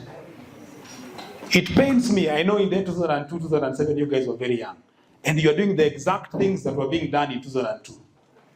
And then we are expecting change. Change lazima ianze na sisi. Change lazima ianze na sisi. At the Center for Pan-African Affairs, we are offering this consciousness building program. where you get to understand some of these things properly. So by the time as a Pan-African leader, tukipata nafasi uamke unataka kuongea na watu, we'd really like to listen to the content of what you're saying. Sianze kuzungumza kama watu wengine huku, just some of us not go through some proper grounding. Just saying things. You must inspire. People must see a reason why you're a member of the Center for Pan-African Affairs. So if you're a member of the Center for Pan-African Affairs and you're chanting some of these things, it really embarrasses us. Because we are not seeing any difference. We're not seeing any difference. So in conclusion, I know we'll find time to have these conversations again and again. I'd like to appreciate the universities that are represented here. Ningependa kuona wale wametoka MKU, the team from MKU. Just by the show of hands, we appreciate you. Thank you very much. And then we have the team from KU. We have KU here. Asanteni sana. And then which teams again, Stanley? Zetek? Asanteni sana. Muranga. Great. Muranga is the cradle of Pan-Africanism. Pioneer University. Asante sana. And which one? USIU. USIU. We have a comrade. You are very powerful comrade. Asante sana. And Mamangina University. There is Mamangina and then there is two. KCA. Nashukuru sana. I'm looking forward to further these conversations with you. As Stanley had indicated, we are looking at having stronger chapters in these learning institutions. And not just within learning institutions. We are building a vibrant Pan-African community out of these learning institutions. And I'm very glad that naona wenzetu wanadada wako hapa. I always believe the Pan-African conversation was made stronger by the efforts of the ladies.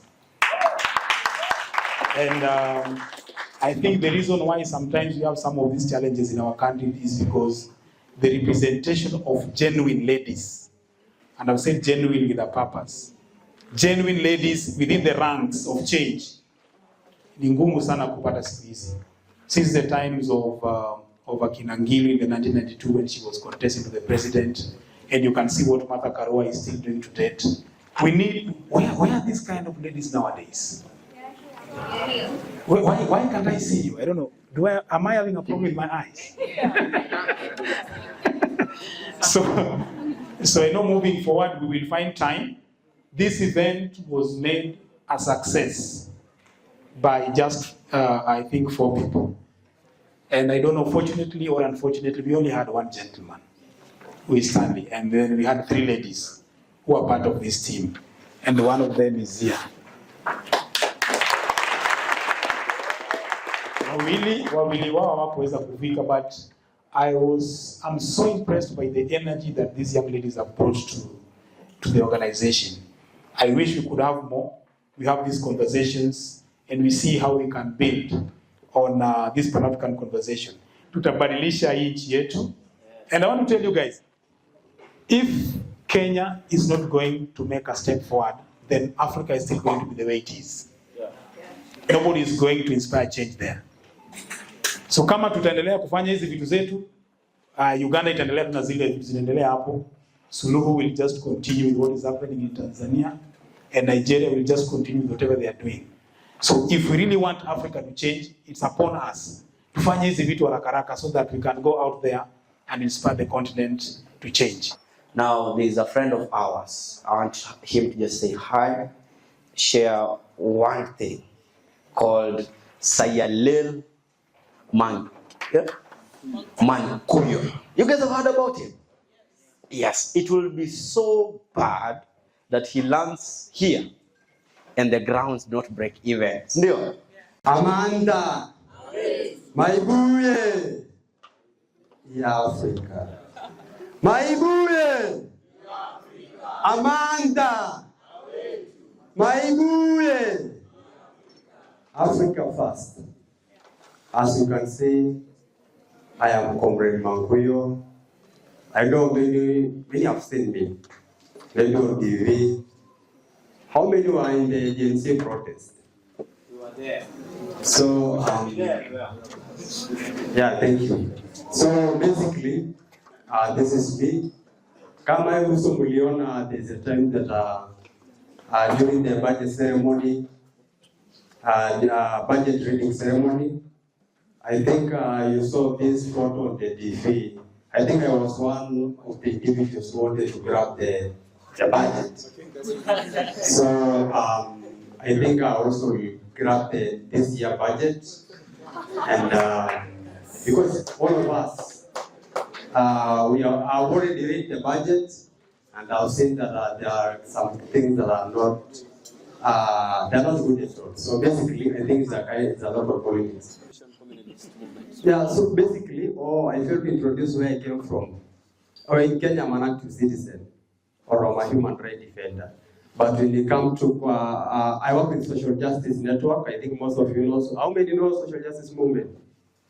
Okay, we have members here. So basically, when it comes to the Pan-Africanism, I'm a member of a Pan-African movement that is called Communalist Movement of Africa. It's not communist, Communalist Movement of Africa. So I'm happy to see the Senela here. It's also one of our members. I'm also happy to see Karanja, Pigeon, and by the way, support Pigeon. Pigeon is not here, but I think he contested. He was about to contest the last election, but unfortunately, he was among the 42 people. When you are I think you understand what I'm trying to say. So, but quite unfortunately, Kampata Jakoya and the pastor and the other two guys. So those are the kind of politics that we want to talk another day. Now, the chairperson of CPAA, go to X. Go to X. Na kusaidia na utaki. Uko na uko ya 1,000 na utaki kulipa ya 100. Go to X. Search. Search Pan-African KE. Then it will give you this logo. Look for this logo. Center of Pan-African Affairs. Center of Pan-African Affairs. Umepata? Aya, the first thing you do, follow. That's not what is going to give you credit. Follow. Have you followed? You know, I'm telling you, don't want. Aya. Now, once you have followed, the first 10 people to do the following. The first 10 people to comment on how they feel about this event, you have credit right away. So the time starts now.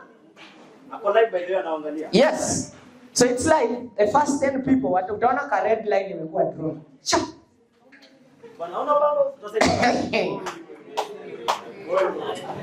The first 10 people. Once it's done, you'll okay. As I said, because this is the last time I'm holding this mic. Thank you so much, amazing people. It has been nice being a co-moderator alongside my good friend Stanley Buseti and the judge of the debates as well. Apart from this, you saw I did here, apart from being a corporate MC as well. I am an identity speaker and also the co-founder and mentorship director at Transformational Servant Leadership Africa, TISELA abbreviated. So far, we've been able to impact and mentor more than 8,500 young people all over the country since last year of October. So thank you so much, and this is what we are doing. Action is what speaks. And as an identity speaker, I have been able to, I have a group of mentors and of course so mentees, and I also have mentors. Thank you so much and be blessed. Looking forward to see you in the next chapter. He's taking notes. Announce ni nani. Kama hukufanya hivyo, hii tutajenga kweli kama una credit. Kwa sababu tutajenga. All right.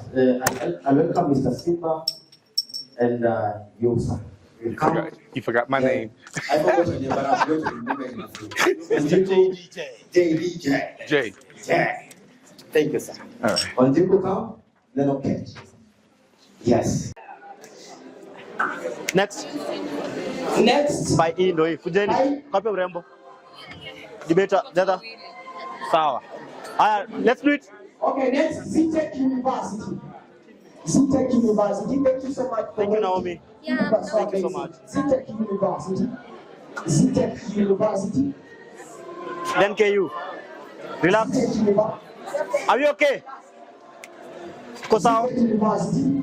The next on stage, let me have Kenyatta University. Kenyatta University. Next, Kenyatta. Yeah, they can exit. ZTech wakuje. Okay.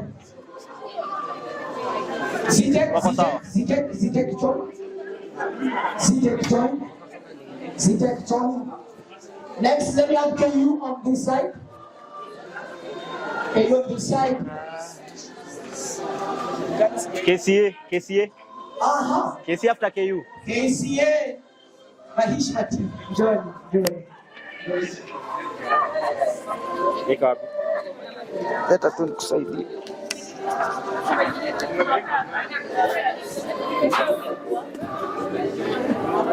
Let me put it for you. We are good? We are good? Can you join very fast? Join very fast, KU.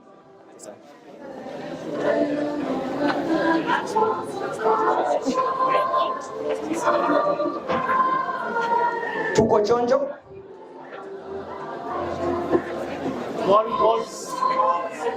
All we good?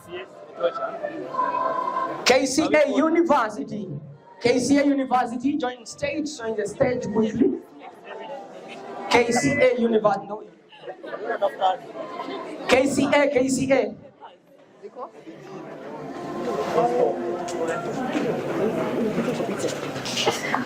KCA. J-Quat nimeita. I will save the best for the last. Muranga University. What? Muranga well represented. Gani sijataja? Oh, wow.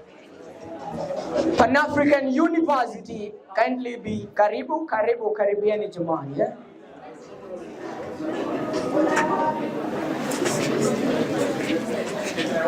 Pausti. You okay? Paul? All we good? Pausti. We have a representative here. Okay, yes, we only have him. Pan-African University within J-Quat. Hey, J-Quat hatujamention. USIU. USIU.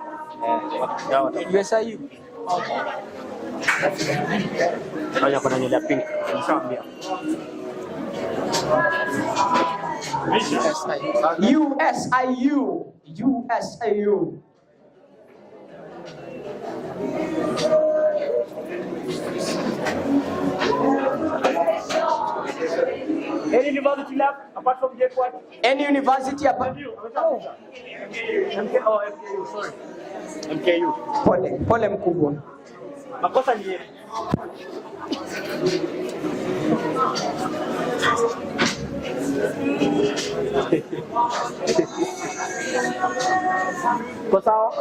MKU. The Mount Kenya University.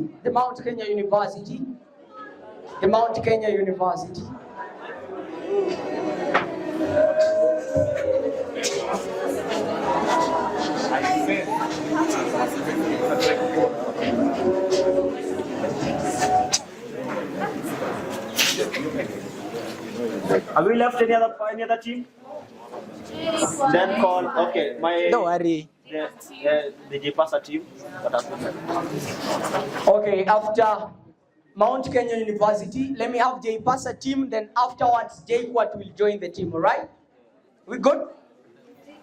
J-Pasa, very fast. J-Pasa.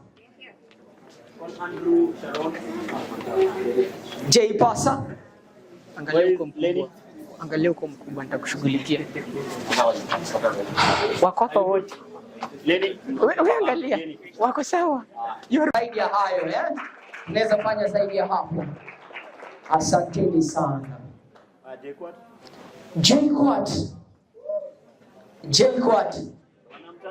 J what? J what? Oh, the JKU art. Okay. JKU art. The Jomo. B JKU art. B Jomo Kenyatta University of Agriculture and Technology. Okay. Alumnus. Oh, sawa. Hakuna alumnus association. Ya JKUAT. Najua hapo hiyo sector. Yes. Simi ndio niko na mic. Focus. Yeah. Make sure you are seen. You need to be seen. If you are short, like me, just accept your condition. I have accepted mine. Alumnus Pan-African. It's not a condition though, but alumnus Jaipasa. Are we okay? Yes, sir. Pale juu tuko sawa. Juja. Viva. Sema viva. Viva. Ah, better. Really better. Juja sasa kumekauka. We as residents of Juja, we feel mighty.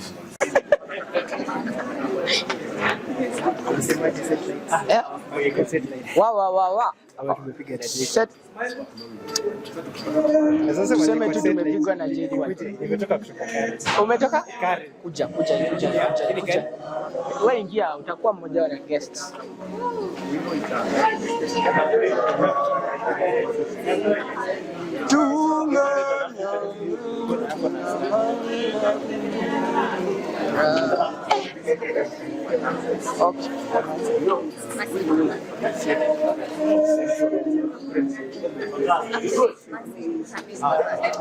Asanteni sana. Mjipigie makofi jamani, mjipigie makofi. Jipongeze. Kongole.